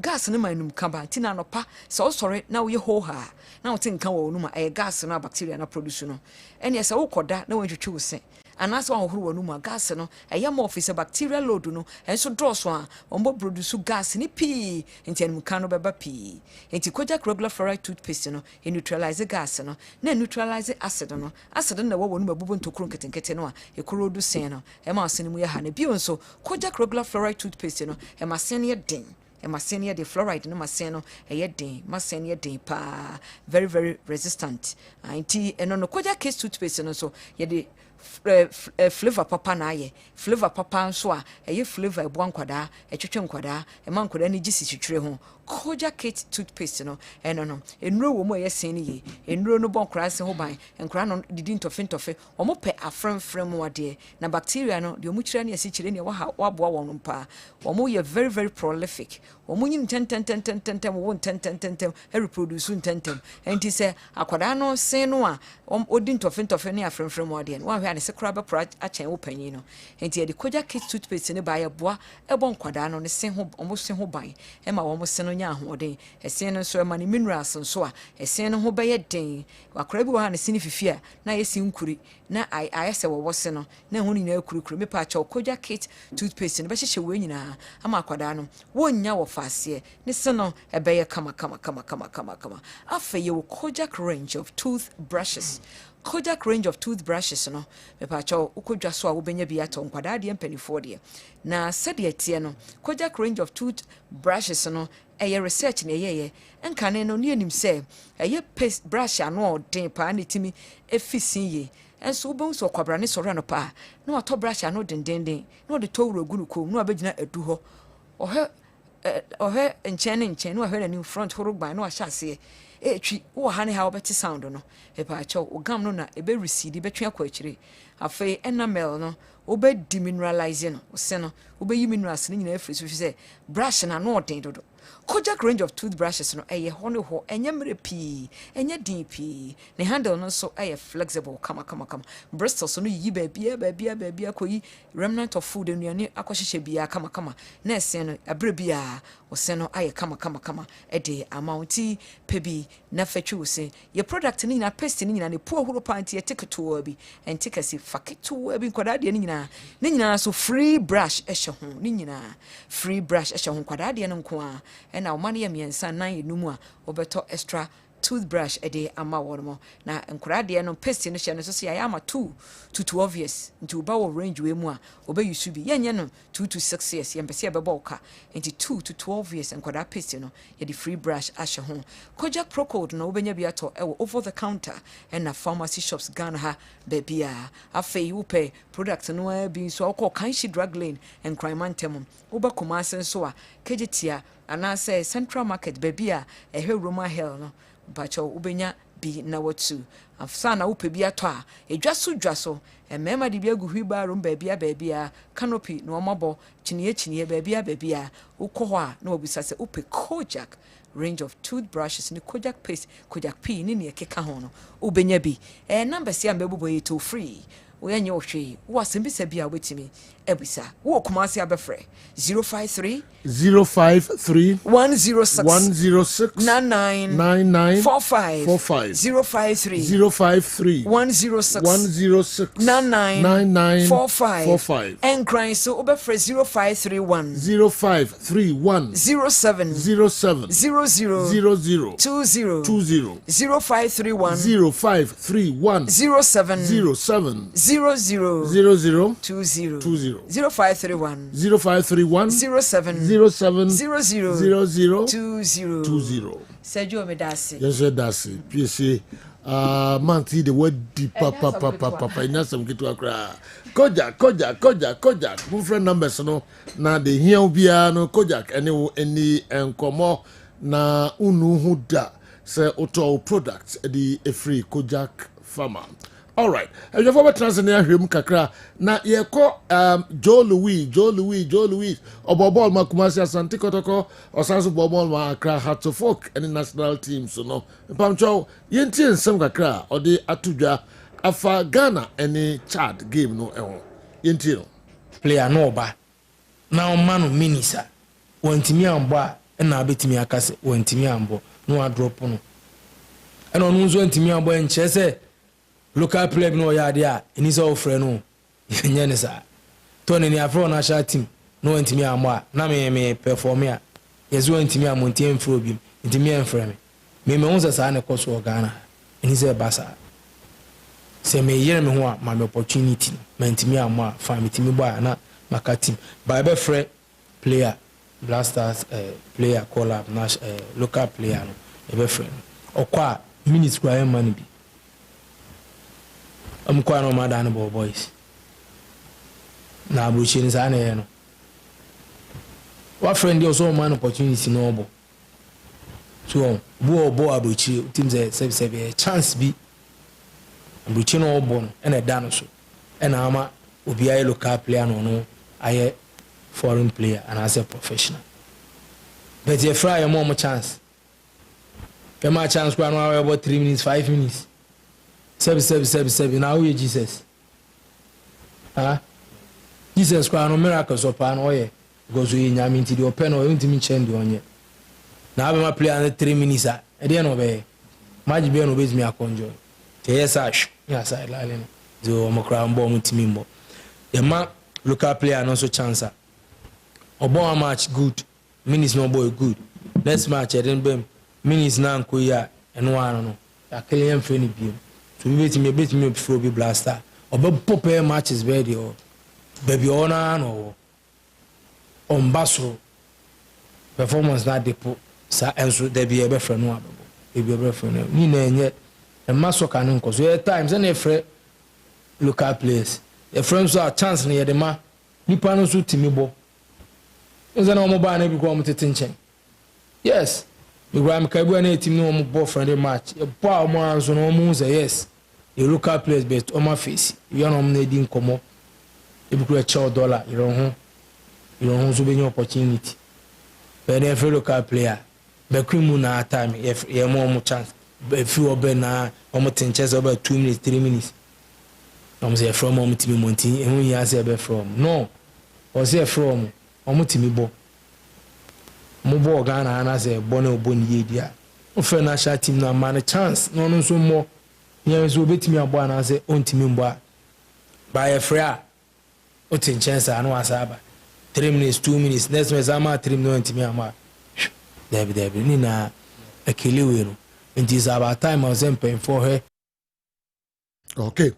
Joe Louis Adrian Treka Crown so the Brian efa Ghana any Chad na fi local boys no yusu a SM24 yusu omo bamcho kojo poku mahala enso di nsem kakra etudwa fa Black Stars any Chad game yi ehon okakakra de fa Inaki Williams kwa be na ese omo fa so yusu no na fi Thomas Partey enso nsem kakra yenko kojo poku mahala so kakra but they said betimi aka say edini mobo say ka say omudini ntino obi anti omudini ntini yakofa ni ize no enye ize sa chese omo prepare ye eno ne betimi amo mawe ni but mo mfedini ze o Ghana wodin Ghana din na wo but players no me ready so mo kobo eno ni asem wona crash ese ma pass no obemma pass na mana twu mu se wo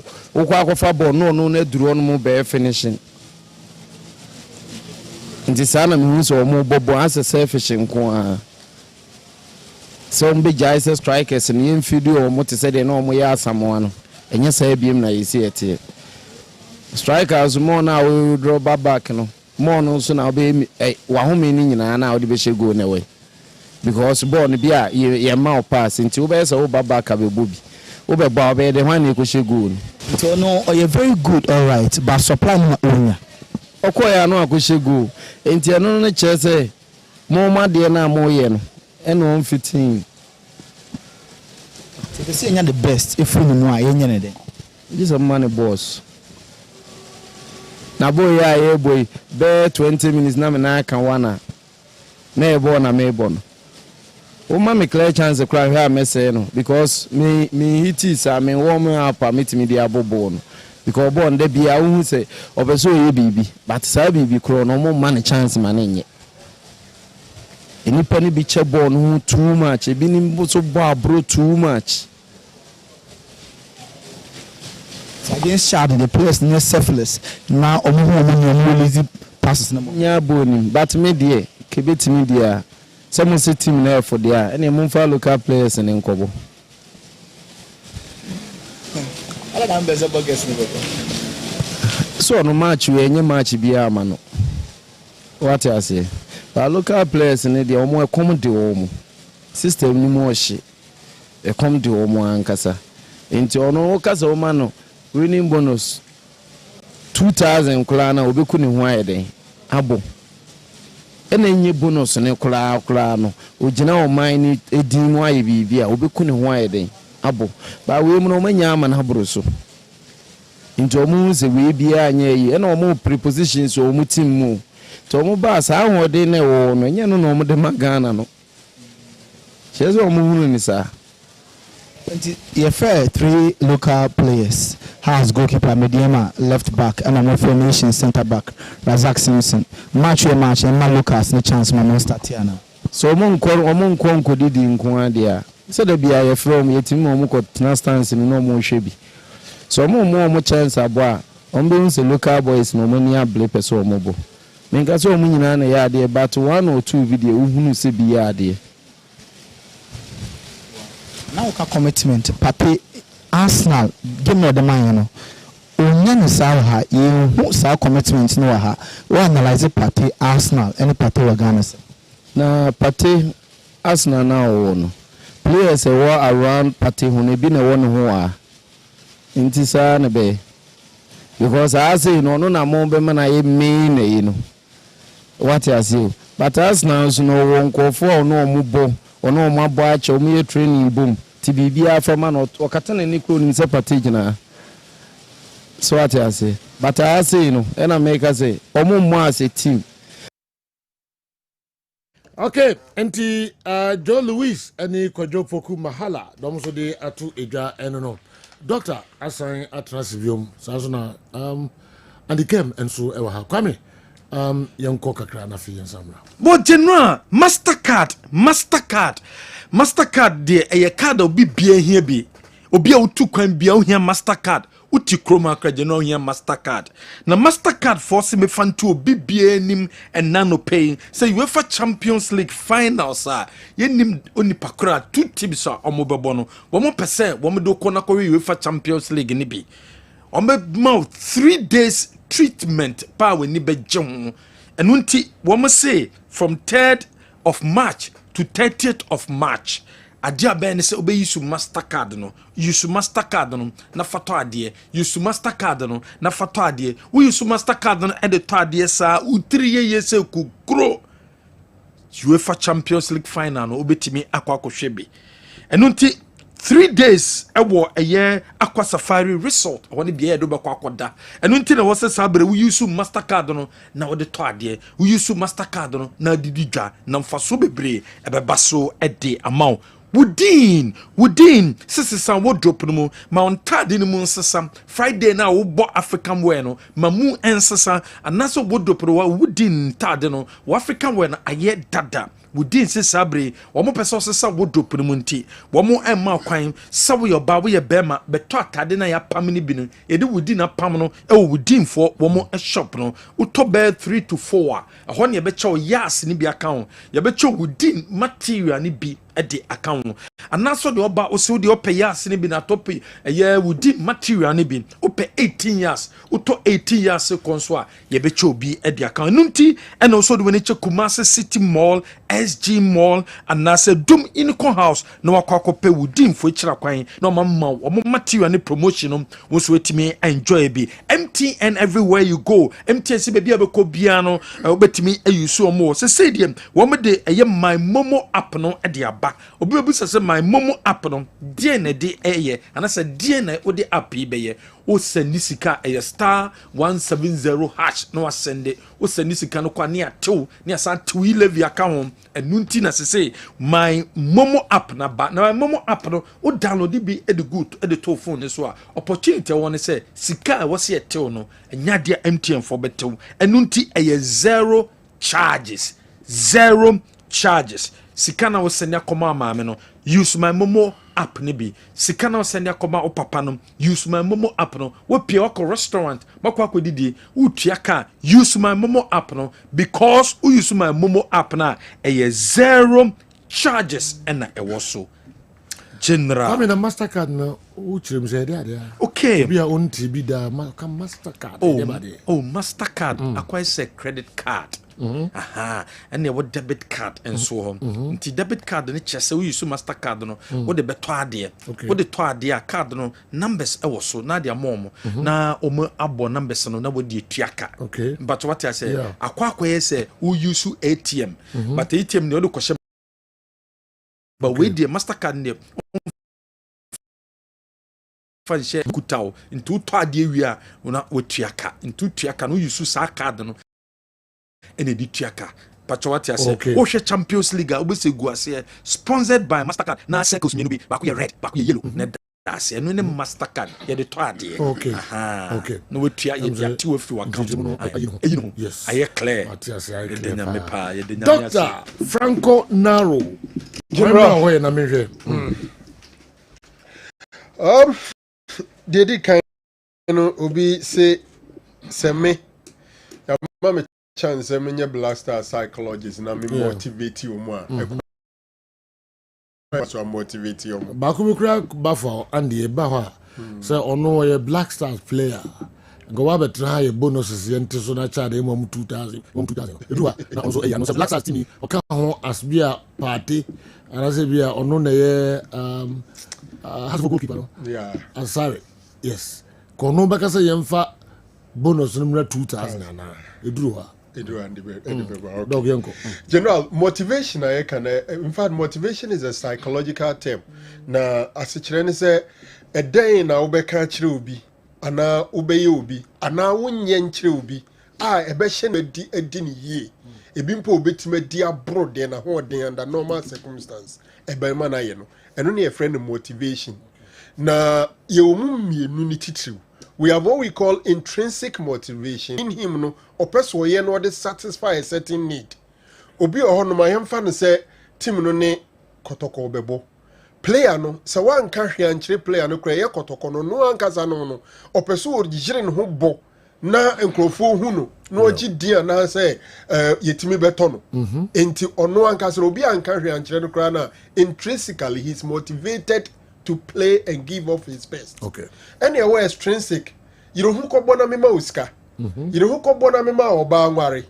You don't who ko na mema unko tu memfa untu kwan. Eno no bibi na one chain ye dey brain na manatimi aye. Okay. Na no kwasem nso ne say ye would motivate be man. Obi a would motivate. Okay. Enti se wo ye chire ni na o class because enkrofo na wo class no obi a ye different no. O try say obi use different motivational strategies. Inti me de Black Stars in the emphasis say me what chance to motivate them. Your players ni be ho no mo a e sika na be shining crying. Yeah. Inti say winning bonus ni e good a esese me man ya we say sika na dey ready. Inti so mo bonus sika na dey bre omo. Those who are motivated by money, that statement alone will motivate them. Okay. No disrespect to Razak Simpson.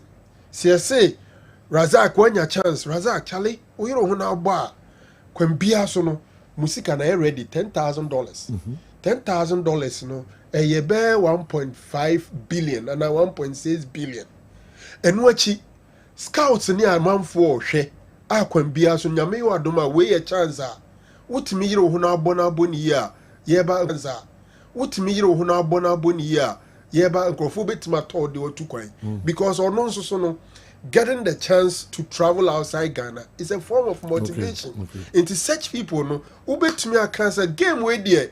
We are seeing game way there. We are seeing in any musu. A man for shemo. Teams in any musu. A man for shemo.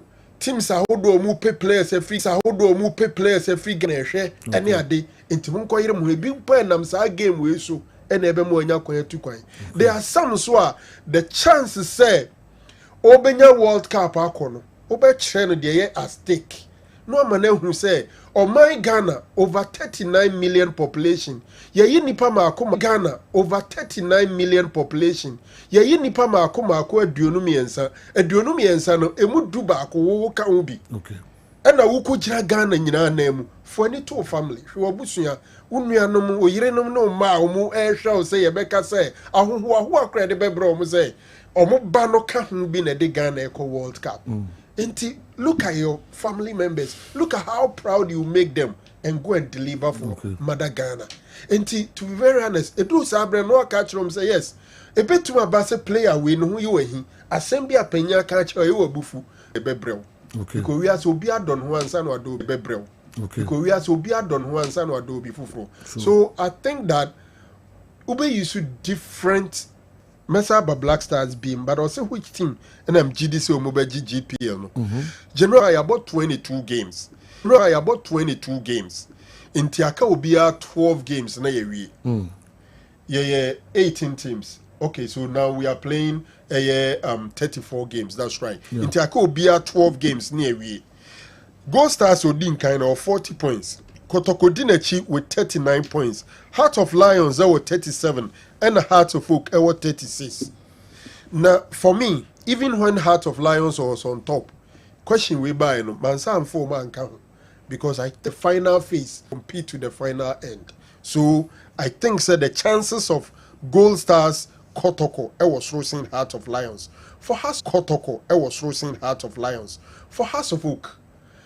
A dana mama Dreams FC share more on cry no. Eti omo chances super. Okay. But no kwasam so no say between Hearts and Kotoko only 3 points. And they have a game in Accra. Yeah. And you can't rule Hearts of Oak out entirely. And Timadriam said these three teams are still in contention. The only thing is that recent games Amasha has, apart from results, they are still not playing so well. Unless they are going to pick up. Otherwise, omo chances will form sing. Gold Stars and Kotoko. Okay. And don't forget, say, already Kotoko leads Hearts of Oak by 3 points. And Ukrano Emma omo chance was rosing omo. And I think say Heart is not playing that so well. In midfield, they may zero it down to between Gold Stars and Asante Kotoko. These two teams, 12 matches, Gold Stars was some 5 top games. Very difficult. Yeah. Also around this time, the other teams in the Brino, and say home games there. So when I win home games. Now if you are away games ni be so. Unfortunately for Gold Stars, home games against teams are Super League ni biaje. They have a home game against Hearts of Oak. They have a home game against Asante Kotoko. They have a home game against Midiema. And then a home game, no, that is an away game against Brecum Chelsea, away game against Bechem. Into more 5 top games. The one against Chelsea in Brecum is very difficult. The one against Bechem United in Bechem is very difficult. Against Omene Kotoko, BBN is anybody's game. Against Hearts of Oak, Abakosama Chresa has to suit me, that is also anybody's game. Mediama, so senior Mediama and Pekia, send Mubona, the Gold Stars can account for them. Kotoko also has some 5 top games. The one against Heart of Lions in Pando, then against Nations, Dr. Chi, against Hearts of Oak in Accra, against Mediama in Kumasi, under normal circumstances, Kotoko can manage it. Against Bechem United in Kumasi. So, Ushemupa, my dream say, Bechem were more difficult, Gold Stars were more difficult games than Asante Kotoko. It in all together, said, Mikita Sikaname de Koto Biachia, I'll bet behind Asante Kotoko. Oh, okay. Yes. Gold Stars and Kotoko are the 2 main favorites. But if I have to choose one, I'll choose Kotoko based on Gold Stars on fixtures and I feel it's so difficult at the moment. Okay. General, my main free honum. na me hwe akoso beside say 5 iconic figures in the league. I think say maybe beyond the beboam kakra, but my understanding of iconic here obi onim bono abo agi ne din. Or iconic so like you boni dia yinim no or popular. And no. These are my understanding of iconic. Intimebo Kwampuku as one of the iconic players in our league now. Benjamin Asari, I warm to say very well. He's now one of the known names and faces. As well goalkeeper no. I was at that my local Black Stars. I near friend Black Stars no. Me feel say he's one of the guys a Neopedia Ubinya de account. Razak Simpson has also gained name now. We and free Honma Setosai has name previously.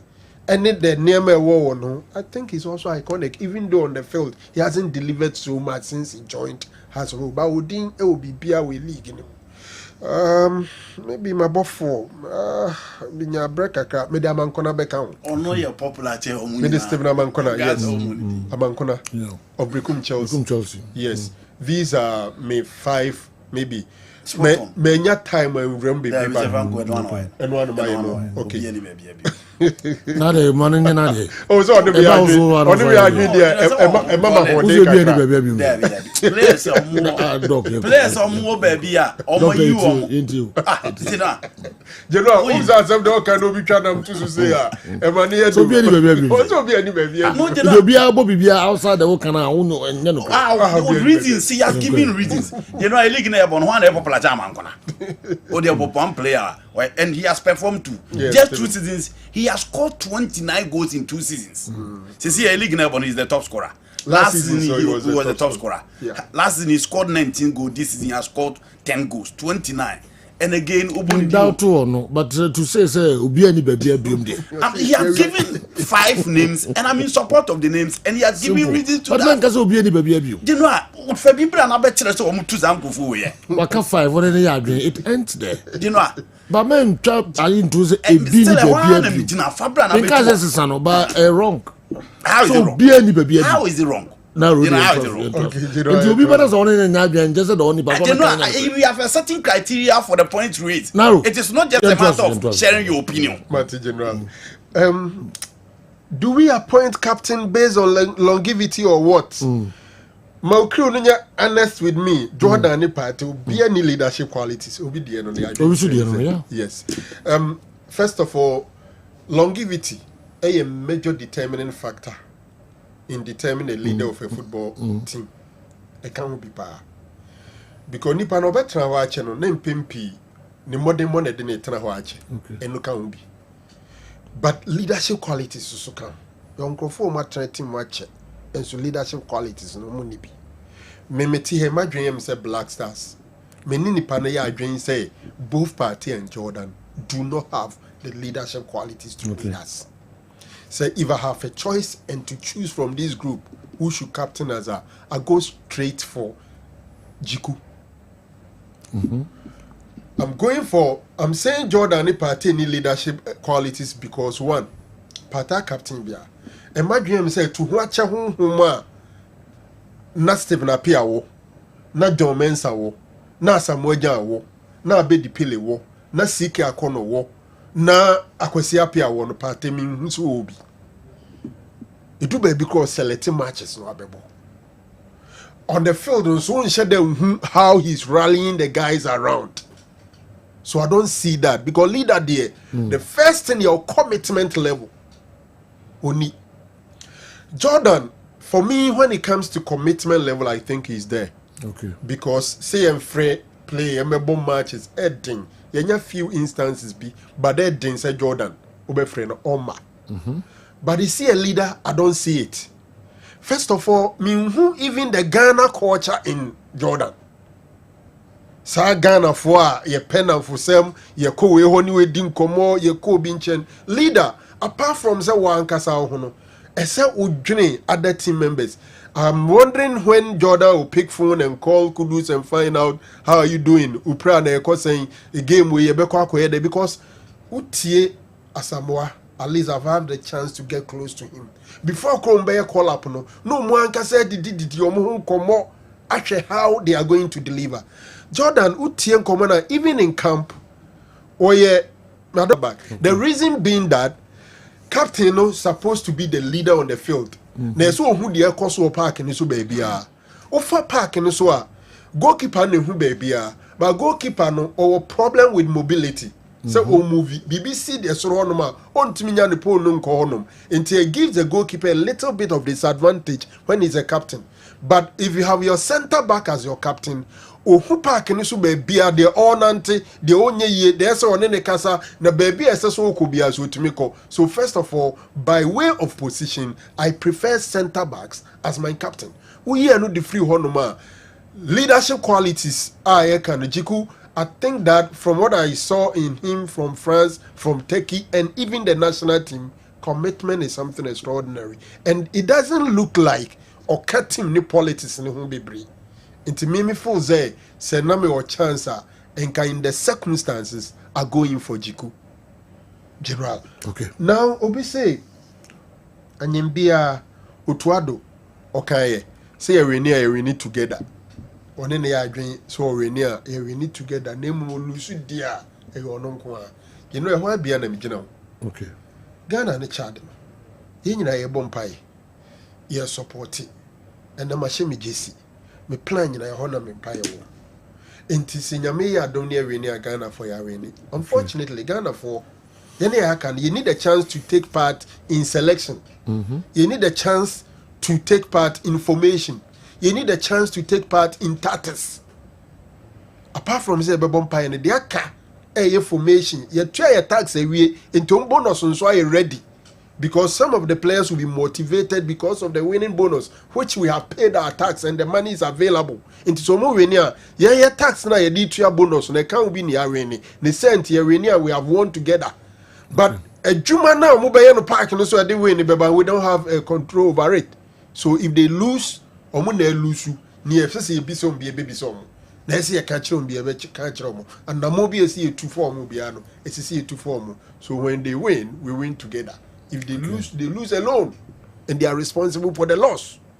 Okay. Me that's one so. You kind the minister and the kai players na sebi omuki kan answer the players ni bi da so ba na you know I say players dey the kai say blasters players omo ya from no mo until bia ni kodi nkomo mo minister na nkasa kra no ada so ona na say omo results here poor any bibia by the end of the day we are all supporting, so I think we should let it go. I remember saying says Ankomo no nanke hu here as a minister in the publicly, especially when he had not finally decided so mo pamu tuado aton tuado de amagana for Nkomo na present blasters players ni bi ni die so mu ni gidie wonimu, current FA members ni bi ni die so mu ni gidie wo coach ni mu, past FA members ni die so mu ni ye gidie wo coach ni mu no a de beto Ghana for anim ka say ni record ni bibi anye no san Nkomo ni nyina achi o papa na da so ye coach until left to me alone. It was better he shouldn't have said that publicly at the time when he was not too sure of the situation. We hwe say ne obegina wo curtain sat down the comb now mu dim komo bones. It means that now they have common purpose until they have to judge all and get the best for the people of Ghana. Sure. Okay. Nana Sinasin, coach, I see Oshamo live. Oh, okay. Ocha mu nina Nana Sinasin. Okay. Nana Sinasin on oh, sir, coach team bro. Yeah. Yeah. Yes. Yeah, okay. Hey, and they say the Jemu and James is Funtum was Saibatakane. Bube. Stephen Appiah, why then Stephen Appiah has made a comment which I disagree. Quote, we need to understand that football in this current generation is different from our time when it was all about raw talent. I want your panel's comment on whether they agree with him or disagree, like I do, and why. Ababio Michael and Atui and so Abremo. One time na a raw talent. Okay, please ask doctor if Justice Blade isn't popular than Seth, Razak, and Benjamin. Because you're from Ibrahim Chelsea. Team manager. Message wa. Intina ne mitwa kwa to say on me pentem dem timi ye udibim. Emse we di Andy kura beka so we di. Londo waja bibi atunda. Ode kwansa. Patch up Andy manini. Meba ho kamani. Maninga ne comment. Oh yeah, meba ho simple. Libuza. Udibim. We are top 5 iconic figures in Ghana League. Now you just believe you man. Honestly, if we are me, so mama chance me additions and subtraction. I'll even take out set or say and bring in Justice. You see. Yes. You see what I was talking about. Set or say. Even when set was here, I know about actively crash. Still now we're far behind Justice Blade. Yes. And ne Blade. Listener will say me He Justice Blade. Me ya man kona me yi kwampo kwansa na tu no ataka na ba beka. I see. It was a major oversight.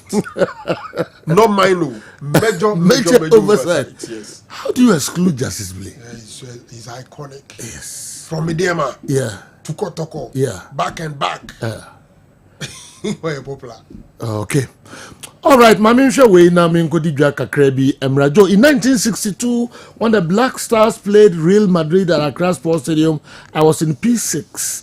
I had to skip school that Sunday afternoon to enable me listen to commentary on the match from my father's rediffusion box. The commentary was rendered by good old Joe Latti. The result was a 3-3 drawn game.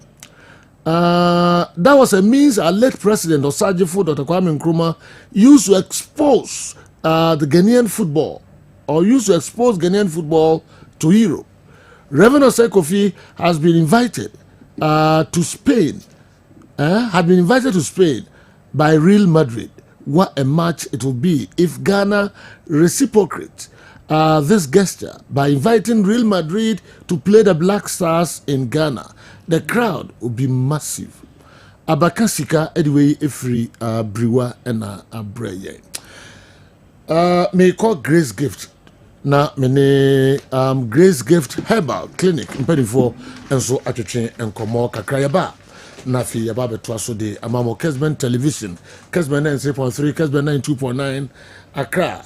Yaba more questions ni bi ewa haibo modern na yahwe no nsumu kakra.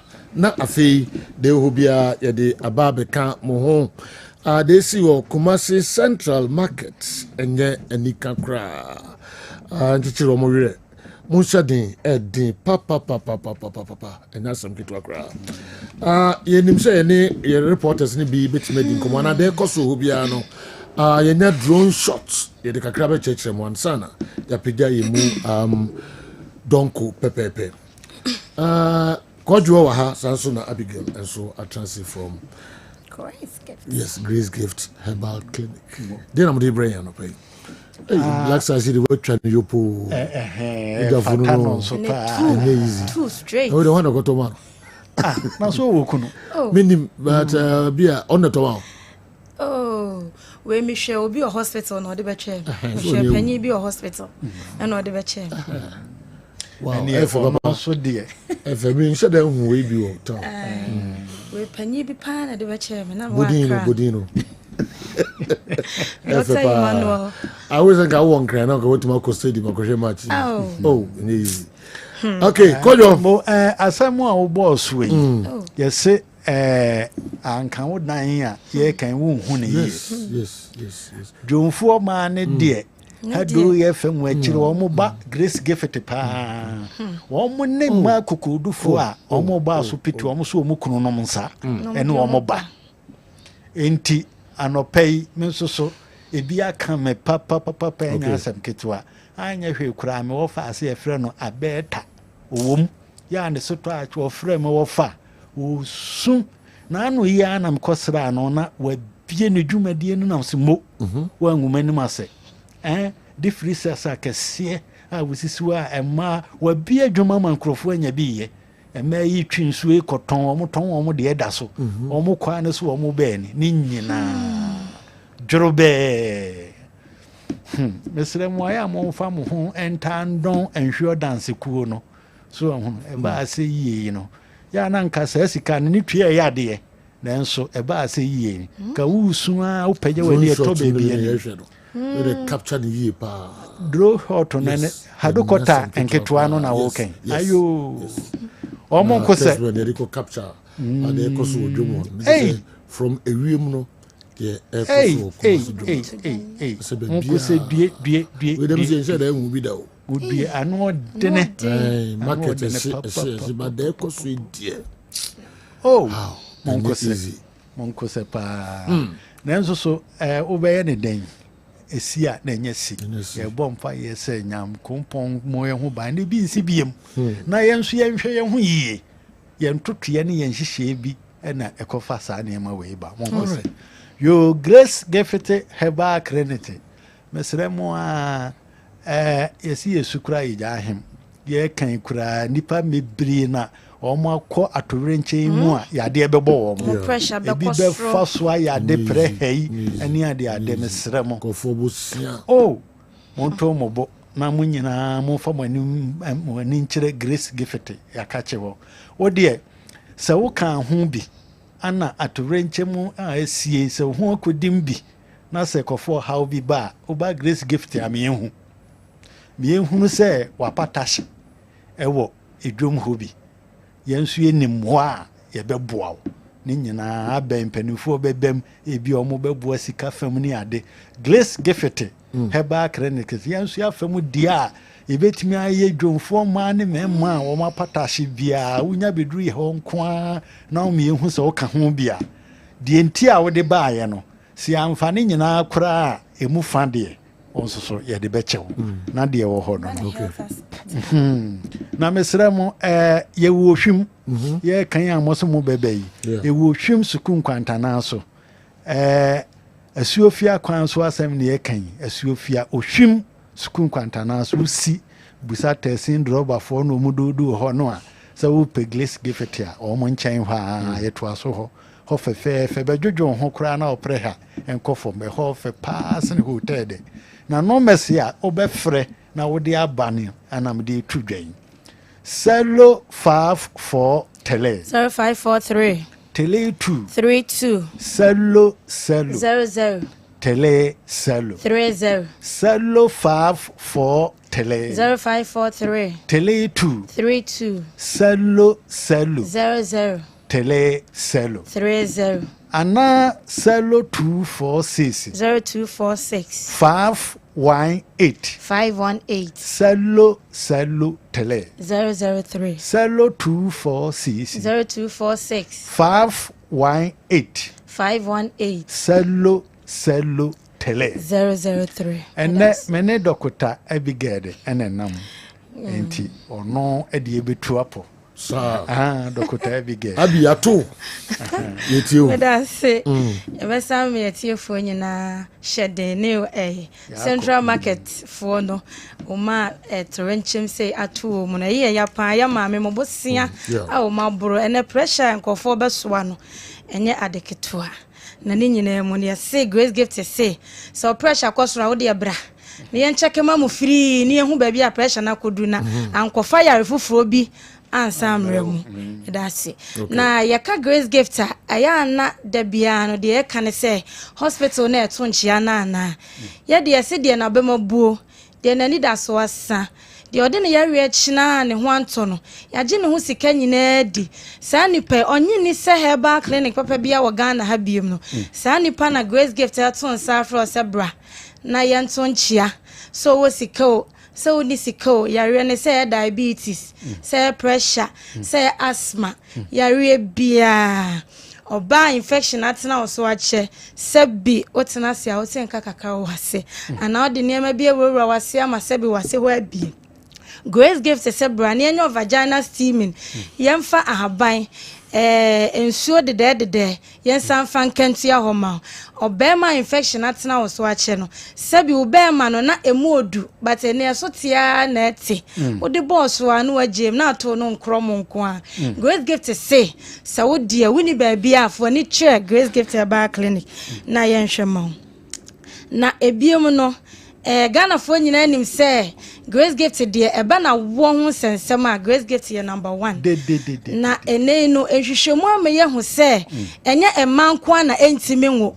obema so entimi nwo bi na obema wo wa yare efe ne low sperm count no den so obetimi ahye oba nyinsen na sa low sperm count yare bi a emema infection eti wo mo so ache infection adokoro mache no no munya hospital papa bi te say Grace Gift and family into infection asema wo mu no sa nkrofo ni timi kofa yare bi efe ne low sperm count ebiemu obema watu nsa ana wonum nu bone sa no sa ni nyina timi kofa sa yare ye efe ne low sperm count de bre wo obema no enu nti Grace Gift say so oba wo pa wo for ni che yakache na yenhwema na wo banso a enye wo nko na obeba woni wukunu so ne nsa na ne nemra ne amfa wo mfa enhwehwemu na nyame ya adoma Grace Gift de say ye akyede a nyame kye mmofra ne nti no ubenya onso wo de na wasere ebiem ema ye wo yare bebreo sejo ema ye yare pa me se me no kase ene ye nuane ye de chemicals wo m nti ene oma ubu sakra na ema yie nanka first ne ye bu yensa 7 days flat nanka ba ne so ne ye kwa afichi adaba akoda mienu na atwa na yatena se ebusa ye ho se saa moja na aka na emma no ehimfa na ekọ saa moja itimi kọboaboaboa no na ma ye yare bi te se fibroid ebitimi beda yeyem ebitimi beto awudie nim na eba na yesi yakoyi nso enche acha 2 years 3 years na san aba wenti na Grace Gift say so you oba na wo fibroid na de achina na enko afabra Grace Gift ana ema ye menses na ema yie no na so oba o menses ma yie kura na ubesidanya awo sabi wo danger zone no kura na ubesidan a check ovulation day ubesidan a check eno na Grace Gift say so you oba na wo menses emaya tramika na fa bra ya so ye na yenhwema me wo adanse bi wo ha oba bi ane ye hwe no e won kran oba ye nyankopon adom wabenya eba na me pese me read na yetiefo nyina ate se Grace Gift de eba ne se awom sensem dia ye number 1 I say I am Tina, one of your patients. I came there with my husband last 4 months ago. I was the one fighting with you that I have been battling with fertility related issue for almost 11 years of marriage. Was it enfie duba kunye wako awo kwa wonya bie. I mixed my period for 2 months. And decided to go and see my doctor, and the results came positive for pregnancy. In fact, I don't know what to say. Thank you so much. I owe you so much, Dr. Prince. Tisa oba we you oba wape awo for 11 good years. Na oba Grace Gift no within some few months. Na kopon share ne ho animonyam. Enu tisa wo you oba na wo Ghana ha. Na se o battle with awo Grace Gift to say and nay men subium. My Grace Gift her clinic and your last stop. That's what I'm saying. We are can say Doctor Abigail no efatanon so say we no ya doctor for na me wo Ghana poko koboges me hwe ma wo be ma wo ba pa me che okura su ma me hwe just wo ba and say we are walking e ma no a omo pa wo no so no obi wo hon so a ono de wawo enso ne ha one say o pe be ma anaso o pa ba obi wo ho awo no wanya bi asofo monitor so enya hwe na emom no akoa bi ane ene ne te asafo fie ha sei na oton na ntwenam na yire fafuro na okọ awo so a na ama ne ho ne o kono so amfa be ma mafia ha ka ho obe ya wo masa wo kunu so wo mpe ba biem onso so ba wona na wakotena no so na wasa anyinsen o so kono fa be ma bra ntu okono wo ba no afra yesa yemefa no mrefie nye so okunu bebo no we nyina ne se oba Grace Gift ya sa ha we nya ha ho oh na se yedi hu dwuma da bia o kwan ya ye be fa so a se dwo so on se ema ebu yensa wi a omo mo fra de bi obrehin ovulation eno se wo de oba Grace Gift ya ye mo hunu se nsosoe ɛwɔ saa obirehin no eduru da bi a ɛba a wote yaw paa ɛda bi wɔ hɔ nso a ne yaw no wɔ fam deɛ ɛyɛ paa no ɛtaa yɛ bɛrima nti yɛwɔ nhyehyɛe bi a woba a yɛyɛ ma wo yɛkyerɛw ma woyɛ ɛne ɛkwan a wobɛfa so no kunu ahyia mu a wobɛwo bɛrima ana wofo ɔba nso a ɛnɛ mu deɛ ne ka ho na yɛma mo nneɛma bi ka ho ɛkyerɛ mo nneɛma bi ɛno deɛ kokoa mu aha afidie so enti sɛ wofo ɔba nso a ada a ne yaw no bɛba fam no ɛbaa yɛ ano afrɛ yɛn ne amo aba na ɛno nso yɛayɛ nneɛma bi ama o na dɔkota mo ɔtaa tie mu paa wɔnyina fidie mfiri Kessben ɔwɔ kɔmfo anɔkye na ɔsaa wɔ ebi nso wɔ aboabo dɔkota mo caf chemist ɔno koraa ka kyerɛ me sɛ wopɛ bɛrima a ɛno ɛyɛ senkuru ɛfiri wo bɛrima no sɛ wopɛ sɛ wo bɛrima a ɛfiri wo bɛrima a sɛbi wohu sane wo a yɛwɔ deɛ yɛyɔ a ɛtumi ma wonya bɛrima sɛ yɛyɛ ho adwuma dada na nkɔmmɔdidie mu a na ɔno nso de too so sɛ ɛno deɛ ɛmmerɛ mpo a wopɛ bɛrima a ɛsɛ sɛ wotumi nya bɛrima gye sɛ bi a wonim so ansa mmarima no bi wɔ hɔ a ɔne ne ho ka ne hyia mu a ne ho sane no a so ɔpɛ ntɛm akɔhene o so ɔpɛ ntɛm akɔhene o ɛmaa no nso saa mmerɛ a wo ho sane wo no yɛana ɛhɔ na ɔmo dɛ wɔ paa nti wo ho sane wo a ɛsɛ sɛ woto wo bo ɛpia so kɔ akyiri paa na wotena so bɔkɔɔ wonim Sergio mesa o mame fa emema no ade we ntudwa emema na omo pese omo check omo sperm analysis no Grace Gifts ye check sperm analysis enti no be ma bia ebetimi aboa Grace Gifts Herbal Clinic both Accra and Kumasi no ma be check omo sperm analysis no mesre ehu hia pa enware ansa ehu hia esesa wo hunu say menam hoi mitime wo because wo be ware a ho aya na ye ma ye medical forms na enka ho sperm analysis no enka ho enu ye de ba de ti se obema bana obeyi ne sperm kakra no de akolab akohwehwem say wo low sperm count anase woni low sperm count asa na me pese me kire aha ehu hia pa enti na ho ema wo yire wo meware ema awo ne ma na wa shift blame na komo oba no meanwhile wo be ma wo see so from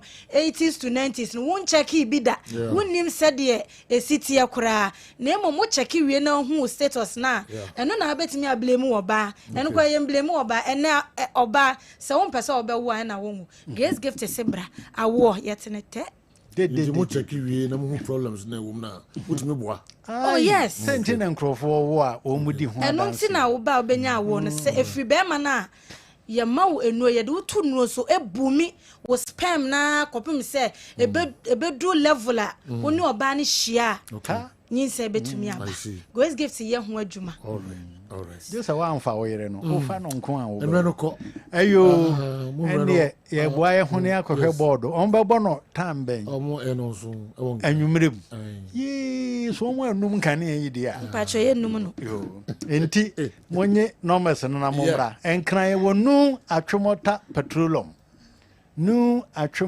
petroleum ye ne family love nkwada sukunu na ehwe ne mu ana ohwim suku Johnson ohwim suku nkwantanso wo Kumasi Asuofia kwanso normal ne biem ne yenso de nko Selo 244 0244 126 123 Selo 244 0244 126 123 Chatro cry Selo 246 0246 518 Selo tele 003 Selo 246 518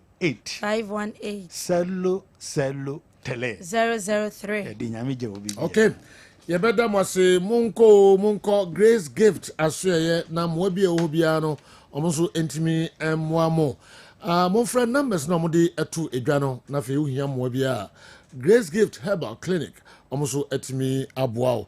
Yeah, also the amamo for I say Reverend Jose Kofi was not invited by Real Madrid, but rather the former owners of La Liga side Leganes, who now have a new club and will be playing a friendly match with Real Madrid. Okay, Don Shackles and Epeja we Eddie Abrayan. We as I said, Joe, per what I saw yesterday at the Accra Sports Stadium, if Ghana doesn't get an early lead, these Chadians will really frustrate our boys. The way they were extremely aggressive in sacking people from the stadium, almost resorting to violence when they were about to have their mandatory training session, meant something. Okay, it was a near scuffle. Kwame Dankwa, Edway Ifri, Adenta, and Abeka Yensa. King Obed, baby, I will be my retired referee Obed Dankwa, we will be chair also live, baby, I will be and okay. My main show way so quickly, Namin call Andy Kem and so na questions now, Modebai, no. The honorable person or the FBA.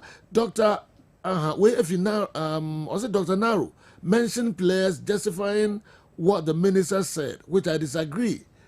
Within the week, aside Partey and Kudus, which player can be classified as the best in his position on the continent? Ababu, Neymar, and outside the way, about Andy, mind you. Okay, Obi Busa say players being likely some best starting there. My preference is clearly different from any of my course the training ground. Now, Utie and Koma the training session somewhere. Atizigi is likely to be imposed. Schindler Bebo the right side, Gideon Mensah will be on the left, Jerome Opoku, and then Jiku is likely to be at 2 center backs. Midfield, as usual, Thomas Tepati being the lone pivot, Niama, and then Kudus Mohammed. As he said, they are kind, and then Inaki, Semenyo, and Jordan. Into per the list by, and I think the only difference no a year. My brand here friend Kamadian Inaki Abem. I agree with our say child for you team or say a chassis could naturally. I will say a peggy or more their own half. Na ye my who ye who the tom so. Na ye jibon a bomb control proceedings, a create chances. At the way a turning point. Say and ye man ko ye from in the last 6 games, no. This is the game. Black Stars of Ghana beating the Sanyema going forward in our quest to qualify for the World Cup in Mexico, United States of America, and then Canada. And where your first 11 year, me expect to say, coach, I friend Utado ABTV Ayusu. And I think that with this setup, we cannot afford to disappoint fans of Accra Sports Stadium. Akwaku game way. As I always say, Coach Utado are very lucky in getting games. And I think they were one of them. For me, the worst of all, and a game we need to get a resounding victory. Said the Bayer victory biaye, victory biaye because a qualification na yepe. But if you want to get the turning point, now they change the face of the Blasters. Na jidi among phony or blaster anymore. So also sano na believe, na confidence na badia. Then unya game biya say ubenya chat.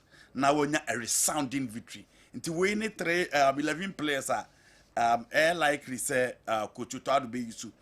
Obi Ebusa say with Freshefa appointment no what to be the advantage a beba will game ebe. So I don't think you need a technical director before you can be chat. Debbie. With Freshefa once upon a time I know Coach Cameroon, he was one of my favorite coaches in Africa. What paying dues to the game. Coach Utado watch time and again say so betting me a year human this year man a technical director and sana what me a year human year. But I'm saying that when you are playing against Chada, I will not buy the issue of Obia Hunubobo. I will not buy the issue of your game in Koye. It is Chad, and I don't think so. I'm putting up any stellar performance in the last 1 year. I don't think they've shown that level of competitiveness in the qualification. Where a group in more that war.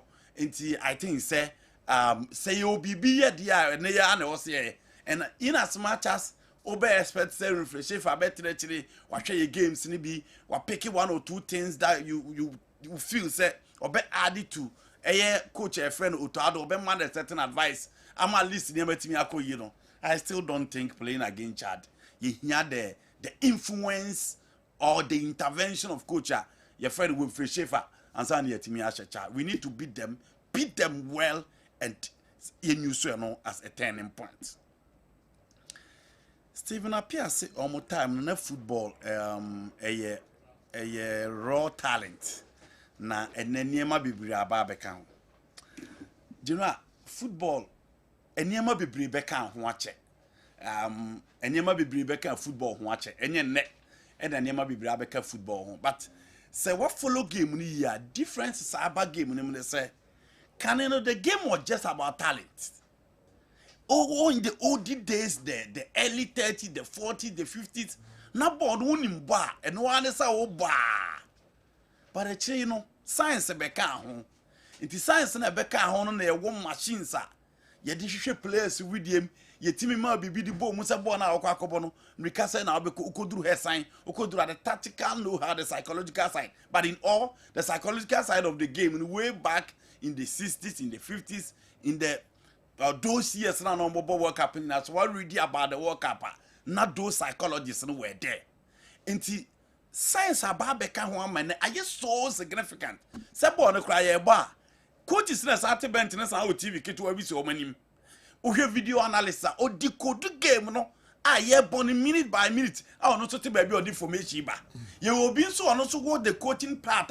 Se players no so ba within the range of the dimensions the Yama players on the field of play no or say chilo bia so okoduru assign okoduru I say uduru I say again on the field of play ya say Yama bebre ama players no and obia were certain duty a certain role playing on the field of play inti Yama bebre aba beka ho the scientific nature of the game empempi no ya ye come on ye because there be am say ye come modern coaches are Mikel Arteta and Enzo Maresca mo those coaches cannot be compared to Arrigo Sacchi and then Fabio Capello. But omona ya ba be nyon omona nti ka more than na you. But again, you know, science about beka and the business aspect of the game. Nti ni mienu ene na ba beka game ho ama game ne ko nanim. And the football na kwa ye business. Kan ne nkrofo bebre bobo ni gu. Obi kura ye adwuma na o say team. But ene no the concentration ni nyina ba be say this is my job, this is the work that I'm doing. Agencies kura ye involved and say no your team. Players need to have a media team. Coaches need to have a media team. Teams need to have a media team. All because of the marketing aspect of the game. Game not ready to that particular standard. Inti enoni niyama ababeka game. Inti ene ball unimba. Also strength in so key. You have to be technically and tactically endowed. So unimba nebo. Na coach itself so do her sign. Or Fabian Kuma also fenifa. Or co-writer for her. You know. And the coach bed this or be foul for some games. Inti I agree that at first it was just about the technical skills and the skill set of players. But today, no, and that is not to say back then business and science were not part of football. It was, but and then on my improve and are very so significant to the course of our game. Obviously, Kotoko performance in the league still me would say almost beat me aje. No cray woman say it teams in a Ghana Premier League na ho de no eni dis ru bebrebe say when a chance a hebo oni bia eni ru bebrebe nti da bia ya na John Louis say push say emfa local players na nkobo no the question I was asking myself and say minim say matches ni bo or stadium but you know you don't watch Kotoko games alone and conclude that is Ghana football and one no you have time and watch other teams as well and even the Kotoko that we're talking about she games no more ball say this here enkoye just that teams now who expect to say almost no mo be competing almost so ya no mate ahwe enti me name colleagues ni ya adwe say ye narrow the race into two teams that is baby any Gold Stars and then team your friend Kumasi Asante Kotoko omo na rotate at the top so out of Lions I said you at this point if you want to win the Ghana Premier League you don't lose at all see as all person of the Ghana Premier League now to feel near about show they you ready so be league so in as much as out of Lions so a compete to be part I don't think they have what it takes to surpass Kotoko and then Gold Stars but Gold Star there a best car omu obi a ba motivation omu obi they have experienced players as well the almost problem omu be nyan say Omu coach attention so akwa di baby o akwa under 17. Akwa ye justify. And you know, that time ye gyina mu ide minim say enuru se league match nu na ko frempom manso e wo hodie. But you know, I don't think say see aye kotoko ne has and I press second position on be mom coach akoko national team. No. Loss of concentration. You need 100% concentration. And for me, and only idea and then Kotoko also have a coach on also a Ghana Premier League in that. Or more players on Magic Ghana Premier League in that. For me, and only more slightly because all the honest games are go start about 2 games at home. Samson and Kotoko so both 2 games at home. Into a mania tall order, but I still think Kotoko will what it takes to win the Ghana Premier League. Obi say me say ha say aya so la ina may reasons no. Oh, you know, I'm okay, me say e best ka Kotoko Obi che Go Stars. That is an external motivation. That is an external motivation. Number 2, Go Stars coach the concentration is our under 17 only league in bida, so about coaching experience Kotoko coach this will be che coach from Pomanso when it comes to winning the league. Okay, now about players there are players within the Kotoko team that have won the league before. I'll make justice play. So him leading can lead the team or can lead the players to win. There's no player within the Gold Stars team that have won the Ghana Premier League. Into about players' experience, Kotoko San was to chair. Now, supporters are more pushing the team to perform. You know, me to say Gold Stars, they be mobile park man. But if you look at the unified force within the circuit front, I know when you come home push it now. Say you know more Kotoko go more than 5th. And all these factors considered, and now Mediaka say and the circles now they don't park in Crawford. And so even when Kotoko is struggling, teams are struggling to beat them. Because born a young apostle born I was in Kotoko. Okay. But moment me and so even when Kotoko is struggling, teams are also struggling to beat them. And me reasons in Makase, I think say Kotoko and Kotoko quality such a Go Stars. And Unama make us say at least even Kwame Poku, you know, about a better more pride. And a better more continuity. Yeah. But look at Kwame Poku. Young fan says as Atakumie Pra, who is going to replace him within the ranks of Baby Go Stars. I'm told Abetamwa, the coach was starting next game. Okay. Are you ready? Okay. Inti Kotoko Yeshe League na so no kwa na Yeshe goes in sao. And I do not apply. Kwame Poku replacing it perfectly. Inti Mambu says Atakumi Pra. Omubenya the same replacement on also bebo obema goals na sesi ase Frankaman Kwapra omubenya the same replacement obetimi in midfield na sesi ase Vincent Atenga pra omubenya the same in defense na for me those squad depth and quality and so there me add up to the Kotoko team you know Kotoko ntimi ani league na they have themselves to blame. I see. Now has to focus there no obi say me say has aya there on tiase say yo has to focus team now on the starting league. So you have to full fun. You have no option just like a Franco Cas, a blaster ebony. Send a blaster and a Brazil for crowd eba. Obi abe support to blaster. No we say intimate shop when we still support them. Into all your fan of the team, Utimunya sell abe stadium akọ support. But Chelsea fans name him so much no dear intimate the EPL, but still on stadium. That is the position of every Heartful fan before the commencement of the league. Because you know, all players are not Crawford signing. Net teams are among for assemble. Any Crawford team players are not on each other. You and has chase you and again players from the Division 1 normally accept and no chase you. You didn't expect us to compete for the league title. Now you say league national. That man Kotoko will be and has almost first 2 games. Said you Omulusu. Omulusu at home to a Holy Stars and Omko Heart of Lions go Lusu. Now, omo bully gina to a certain point. Time American, na beche munsha omo until any consecutive defeat. Omo bully gina Drew baby no. Omo player no kura omo team no was Sani Muhammad. Omo Tom Abrantian. Omo player back was kura omo team ni in attack. Eye mauli wayo. Omo so injuries in the games ni kura ni matches ni na obo. Again, Hamza Isa obi enim na obi abetimi abade ne so no. Ball no so obo no ntime mo. As I'm about to find about in all this, Omatimia Kikon, Watimia Benim, Ama, for the first time in 1,331 days, has a Timia Babeda League in the first. And these are the reasons, and Tiama makers has to folk So we show players or they but we had the performance of Coach Ouattara and the previous season what transpired within the team. Now the Omo Babi Sinda, I would say that House of Folk Ayadi. Me, I'm not expecting House of Folk to win the league. If they win the league, you know my idea. Make us my idea pa. And so here last 2 games it has shown. You almost saw money between United. No, the referee wasn't fair to them. But Seju has team with there any team. GD room so I'm waiting at the Ghana Premier League. Obviously, assessment of referees after polling. Dadana. You know Dadana. She in society. She in society. Debbie. Me show say videos in the bio while I'm waiting me JB at 2. So now you share nations in the media. Penalties means that was ignored by the referee. Yeah. And I know you share some some artists in the media. You know penalty referee.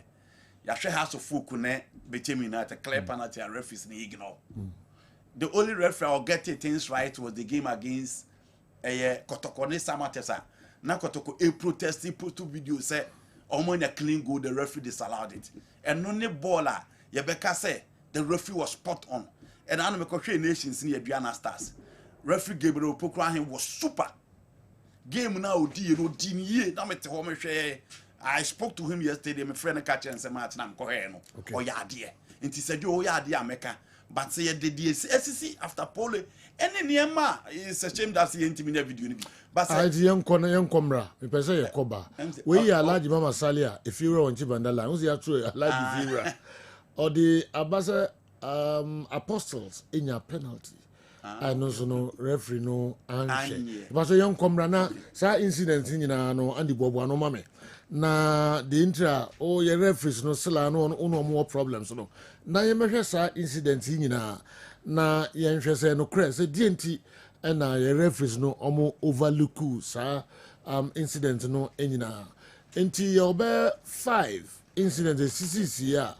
Among for chese sa nsem nyina na senka referees no omo GBB edema clubs no nanso omo anye me kwaba na ni nyina no ye de honsam abramo Kessben television Kessben 93.3 Kessben 92.9 Accra na fe mo share live on DSTV channel no 364 Go TV channel no 121 me kwa job in Rural Bank na mene mpanimfo yi enso akodi enkomo kakra Mr. Ricky Entry ono the time bia no owa ha sanso na Michael Amwa ade ono so ewa ha eno mo ebedi enkomo 2023 the Rural Bank the best rural bank in Ghana Drabin Rural Bank mpanimfo ena mene mo bedi enkomo mpanimfo makwaba so mo ya ede nyankopon asipa Debia mikase bedi akodi no nyankwankwa anuase na oje no akono no oje no intino edie ben na ebema yakase mo ye the best bank in Ghana Rural Bank in Ghana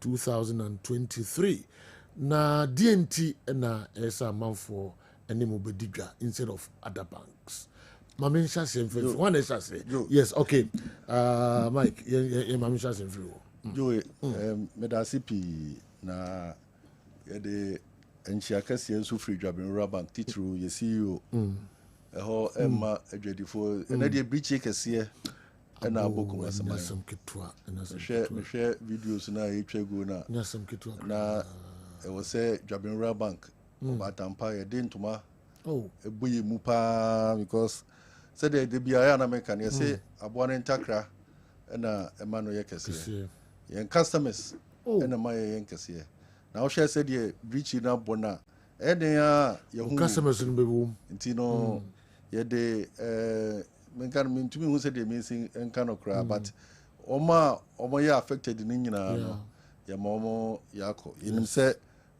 nyakopon ebe show modern na nititru ye se okotokro ekasra na so afa abo okoduro yonko nti enya ade a okotokro ebe kasro hoda so de hu bo Drabin Rural Bank no eda hia se eda bia etise no na hu se Drabin Rural Bank so wafa yonkopa wafa yonkopa pa nti mo niema ahye ewo kumase eneda yi no Drabin Rural Bank ema mo nyina ahye den ya mam ka France na jo ubusa question say edenti na o say obi ede no bebo Drabin Rural Bank jo Drabin Rural Bank de yetete enwuma sɛ wahyɛ adwuma se anaa woyɛ adwuma na wopɛ baabi a ɛbɛtumi akusa wo ne adaadaa wɔ ama udwuma a wodie no atumi atu mpɔn na aflourish a wadamfo ne dwaben rural bank yɛhɔ ɛna wɔsɛ woba yɛtumi tete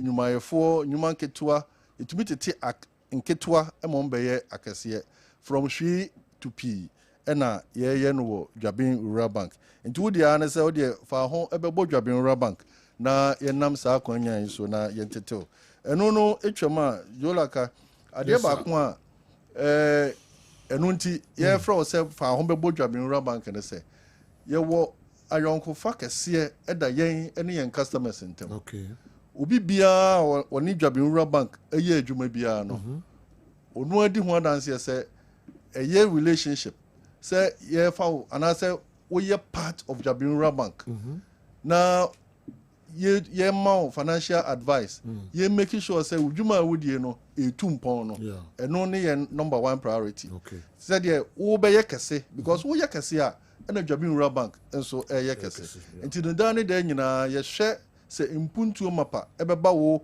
business na woyɛ dɛn woyɛ ne mu na ama dwaben rural bank nso ayɛ kɛse deɛ tia biem wabrabɔ nso sɛdeɛ ɛbɛyɛ mpuntuo ɛbɛba mu nti no yɛsɛ fa ho bɛdɔn dwaben rural bank sɛdeɛ ɛbɛyɛ a asetena mu ahia deɛ a obiara ɔdasani biara ahia no wɔ n'abrabɔ mu na ama n'abrabɔ nso atu mpɔn no ɛnam dwaben rural bank so nso wobɛnya saa nnipa no bi wɔ asetena mu nneɛma wei nti ɛna yɛsɛ fa ho bɛdɔm dwaben rural bank na wode wo ho bɛdɔm dwaben rural bank a na wode wo ho ɛdɔm ne sɛn yɛwɔ savings account wɔ hɔ yɛwɔ investment account wɔ hɔ ɛnɛ ɛnam atorenkyɛm a ato yɛ nti no mepɛ sɛ meka biribi kakra ɛfa investment ho sɛ woyɛ investment a yolaka nneɛma a yɛ customers tɔn anaasɛ dwadie a wɔmu die no nyinaa ɛyɛ investment sɛdeɛ ɛho hia no saa nso na yɛfrɛ biribi liquid investment cash investment nso ɛho hia because ɛno no sɛ biribi ɛsi mpofiri mu a ɛyɛ sika no a ɛwɔ bank no a wɔde ayɛ investment no ɛno na ɛbɛyɛ w'ahoɔden saa mprempren nti no sɛ wonni bi a na kyerɛ sɛ hanom bɔ a na hanom nso abɔ na kyerɛ sɛ baabiara ɛyɛ asɛe ɛno nti na daa ne daa no yɛn encourage yɛn customers sɛ woyɛ business a woyɛ saa business no a wodi wo dwa no saa bɔ mmɔden na yɛ investment ɛwɔ dwaben rural bank investment no yɛwɔ fixed deposit wɔ hɔ fixed deposit no deɛ no ano sɛ wo ne bank no ɛkɔ nhyehyɛeɛ sɛ mepɛ sɛ mede me sika yɛto mmɔ ha bosome mmiɛnsa bosome nsia anaa afe wana wode sɛ sika no ɛso kɛse a wana wode wo interest rate kora bɔ yɛ dɛn ɛbrɛ ne yɛ nyinaa yɛatena fam ne yɛaka na ntiase ayɛ adwuma na wanya wo interest rate na dwumadie no ɛɛkɔ so kamakama ɛna ɛno nso atwam a yɛwɔ dakyenti investment account dakyenti investment account no kora mpo deɛ adwola ka sɛde daa yɛ ana meka no bɛsi ɛkɔm wɔ biaa sɛ bimpredua sɛ obi wɔ hɔ no ma ɔyɛ apprentice ɛna wɔsua adwuma but botae ne sɛ daakye wo nso wobɛba bɛyɛ master nti na ɛdeɛ nti na sɛ wokɔ adwuma na sɛ ebia wo parent bi anasɛ wo guardian bi ɛtumi ma wo 20 Ghana cedis a wokɔdi saa sika no nyinaa ɛno daakye nti no wɔ hɔ ma wo wodeɛ a ne sɛ wopɛ wɔ capital for the future nti no sika bi a ɛde bɛma wo biara no ɛni ne nyina wobɛgya Rural Bank a daakye nti investment account no ɛwɔ hɔ ma wo fa kakra bɛtum na dwola ka wonim deɛ no ɛyɛ ɛnam sɛ botae ne sɛ wopɛ sɛ woyɛ investment na wo set wo up in business daakye nti no yɛma wo kwan kora po no wabɛyi sika no nti no ɛnoa ne sɛ wodeɛ wodi sika no ɛtum nti sɛ wopam adeɛ a anaasɛ woyɛ adepamni ɛna wosua adwuma a by the time a wonwie wade sua no at least wo machine ɛne baabi a wobɛtena yɛ adwuma deɛ na nkakra watumi ayɛ saa investment no ɛwɔ daakye nti investment account ni obi wɔ hɔnom a yɛyɛ loan ho adwuma deɛ but obi wɔ hɔnom a jo ɔse ɔmpɛ loan ɔpɛ sɛ ɔno asie ne sika mesɛ wode ɛyɛ ne nkakra ɛwɔ daakye nti investment account no mu ɛberɛ du na sɛ wo sɛ wohia wo sika a ɛhɔ ano abɛgye wo investment ɛno nso da biara ne da a wode sika no yɛtum biara no ɛattracte interest a sika biara de bɛtum biara no ɛwɔ interest a yɛde ɛma wo obi wɔ hɔ nso a dwolaka adwuma a ɔyɛ no sɛbi mpɛduasa adwuma no wɔwɔ ahoɔden na ɔde yɛ adwuma but wohu sɛ from nso ɛnte hɔ daa yɛpɔmuden nneɛma bi tumi sisi ma yɛyare menim obi a na ɔyɛ adwuma paa ne business wokɔ ne store a dwolaka nneɛma hyɛ mu ma ɔyare by the time a ɔbaeɛ no na business no kɔ fam koraa wobusaa na ɔsɛ yareɛ bi ɛbɔɔ no which means one separating working capital no from contingencies here. A camera bon who bit me see. And no na Jamin Rabank catch us say, so yeah, Juma, what do you plan for the future? Plan for your health too. And you know, say, what is can be air to that investment account? Say that chibi, we are rare. Uncle for working capital, uncle sound who are dear. What did that chinty scanner was here on the bed? A best sound who are dear. Now, business no, I continue our home. And until year 2 and South will be a so what a man can that chinty investment account no, our home. And no, chama, another investment in Swa. You see, you be a coin, so be a may be air shares. Shares no Jolaka will be a to be a diakano, promise and so better shares in it. The bonnet, 50 pesos a pet. What are 100 shares? 100 shares in 50 Ghana cedis. And Jolaka for so be brain no who you can't ya na man for over say be to 2 years no more. There be into 2 years. And for so be brain over home, the edit kind a dividend. Some be job in rural bank mo, me am them home yam fato home. Jolaka, your 2 dividend ya basis abre da sutua. Ana afi bia ya 2 dividend. What the answer say obeto shares no. Now auto shares na even last time okrampa you 2 dividend no. And for so eba obi ade ho no, more than 20%. Enti no say we invest e wo shares ni mu a afi bia wo mfaso e wo ho. Enu furu no ma ye free BB capital appreciation. Shares no enu anyini ebo no 50 pesos ne but watchna 50 pesos biem be a 1 cedi akwa 1 cedi na it means say we investment in Jabin Rural Bank no and also mu apeja this say ebre bi do na so o pese e bia wo ton wo shares no kra po na won ton no 50 pesos wo beton no 1 cedi ama wo sika no so ayede ayedu it no say wo sika e hye baabi na wo pese wo de investment nko ade a ene na so for ni chere Jabin Rural Bank. Michael Amwa de yemfa odie no entiara menko Ricky Hoka Krabi Ricky Nafi SMEs no say most of them kwanya omo faso a omo epuba Jabin Rural Bank say omo no ebedi dwano chichi mu kakra ho emena so anisa minua emre no dem say me hu say aso na still na yemfa nchia nkoma yinua no na more especially yenim ohawa abasisi a ye market women omo krompo ho asam ne ye be kasisi ai that is the SMEs no Sebre Jabin Rural Bank the e kan ne say the omo ahwiri bi enyankopon moa o na emfaso omo timi overcome this shock bibi a edin but unse obroni kan bibi financial inclusion na just say the wo mu an ne say eso bia tumi ebi accounts na uwo ni bank account na ye kan ya de but ube hu so bi on so ton ne ma no ska no or the to stop one first ska no ankoto bank say bre ube hu say ahye na ekwan ben so na befa so a unsa be kan ntina Jabin Rural Bank yete ha enwumre anopai awie ye kan say obi biara momodin a wo ye business there momodin abra Jabin Rural Bank na fa usika no be den fa beto ho na de ma ne ye fa say ye free bi cash collection adwuma na business na wo ye no at the end of the day o ton ne ma ni wi a o de ton sa frɛ yen unum say wa de hyeman ye wo Roman Hill o ton sa frɛ yen ya be ba gis kan ne de ato bank wa accounts mama e ba ya no anya let na minu adwo we ya ye nyina ye free of charge enya de ye be gye hwe e ya rehosem but ye ne ma bi wo ho a ye betimi de enhyehyɛ ye bi atodwa we ya bai butaya e wo mu a SMEs no na ye ne esi wo di nkomo omo aye prepared say obi bia no ye behwe ni aboa no de ema ne ye soronko no SMEs no minua eye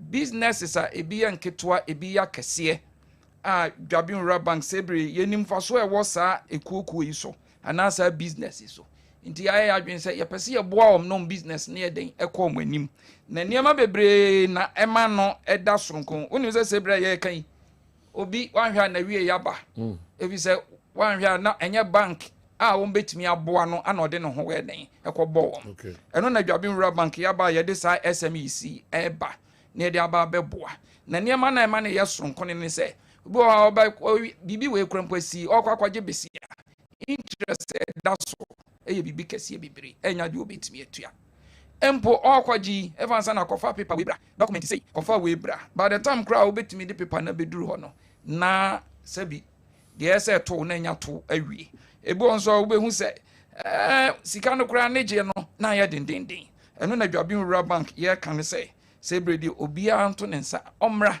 yɛnim sɛ deɛ asi no ɛyɛ awerɛhoɔ but woba fa Ghana card na fa bra ne yɛmie accounts ma wo na anytime bi a wobɛyɛ business anaasɛ wobɛtɔn nneɛma bɛwie no wotɔ nsa frɛ a yɛn yɛba bɛgye sika no ne da koto bank wa ma yɛayɛ ready nso sɛ yɛbɛboa m nti SMEs ɛyɛ small business sɛ bredi yɛka ne sɛ ɔmo mmra na dwabin rural bank yɛne ɔmu ni dwa ɛmmerɛ ne kɔ nti ma memfa yɛ telephone number no ɛmfa nto dwa sɛ wopɛ sɛ wo ne dwabin rural bank ɛdi dwa number wobɛfrɛ ɛni ɛyɛ 024 172 1065 024 172 1065 second number near 0544 74 58 56 0544 74 58 56 your branches need a buo baby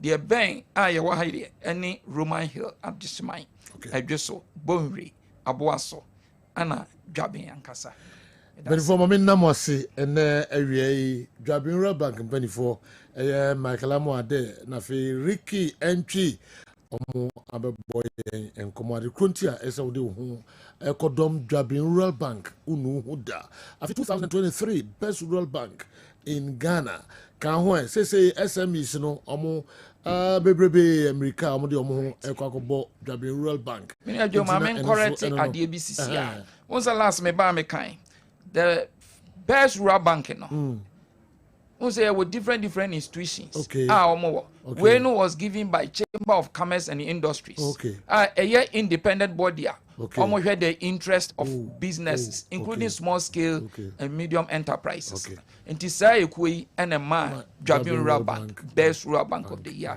2023 that's pa that's an ebesane mo atrasibium ka ho na fa ho kɔbɔ dwabin rural bank sɛ do mo kan no wadamfo ɛne is it okodu ufa okodu yokwa okotokro enkasoro all right ka ho for numbers no na mo ne omo enkodi edwa unu hu da e bia obekanfo omo ye to so de amamo Kessben television Kessben 93.3 Kessben 92.9 Accra yenye eye birthdays be mienu ana miensa bi na fe ye me wrap up e wo studio say Alhaji Mama Salia osi eye apostles omo enya penalty against Kumasi Asante Kotoko ye kwaba ne ba behwe eno so ene eye comfort amankroma ene eye comfort birthday comfort ama enkroma ene eye birthday ma yen wish you happy birthday comfort ama enkroma okay yeah baby we are bia ni phone ni ade ne betumi ehu akua do twumwa ne maame na oye comfort ama enkroma ene ye ne birthday yentimi enya sanso na honorable kojoba okay we any comfort ama enkroma kwa me use ose ade maame photocopy o munyina asa de kro wow de kro pa say difference bien no difference yes. Wow. Where person who that here? No any. Happy birthday.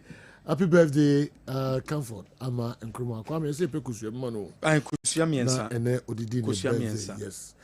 Create miensa nye bad kra. Demi miensa say. Okay. Peace. Nyame ya oba Ajiman. Kojo ba Ajiman so ba edi ne birthday. Okay. Kojo ba Ajiman honorable. Neba ya oba Ajiman. Nyame so birthday yes now anybody no anya ade ni bia eponim ya tie po be no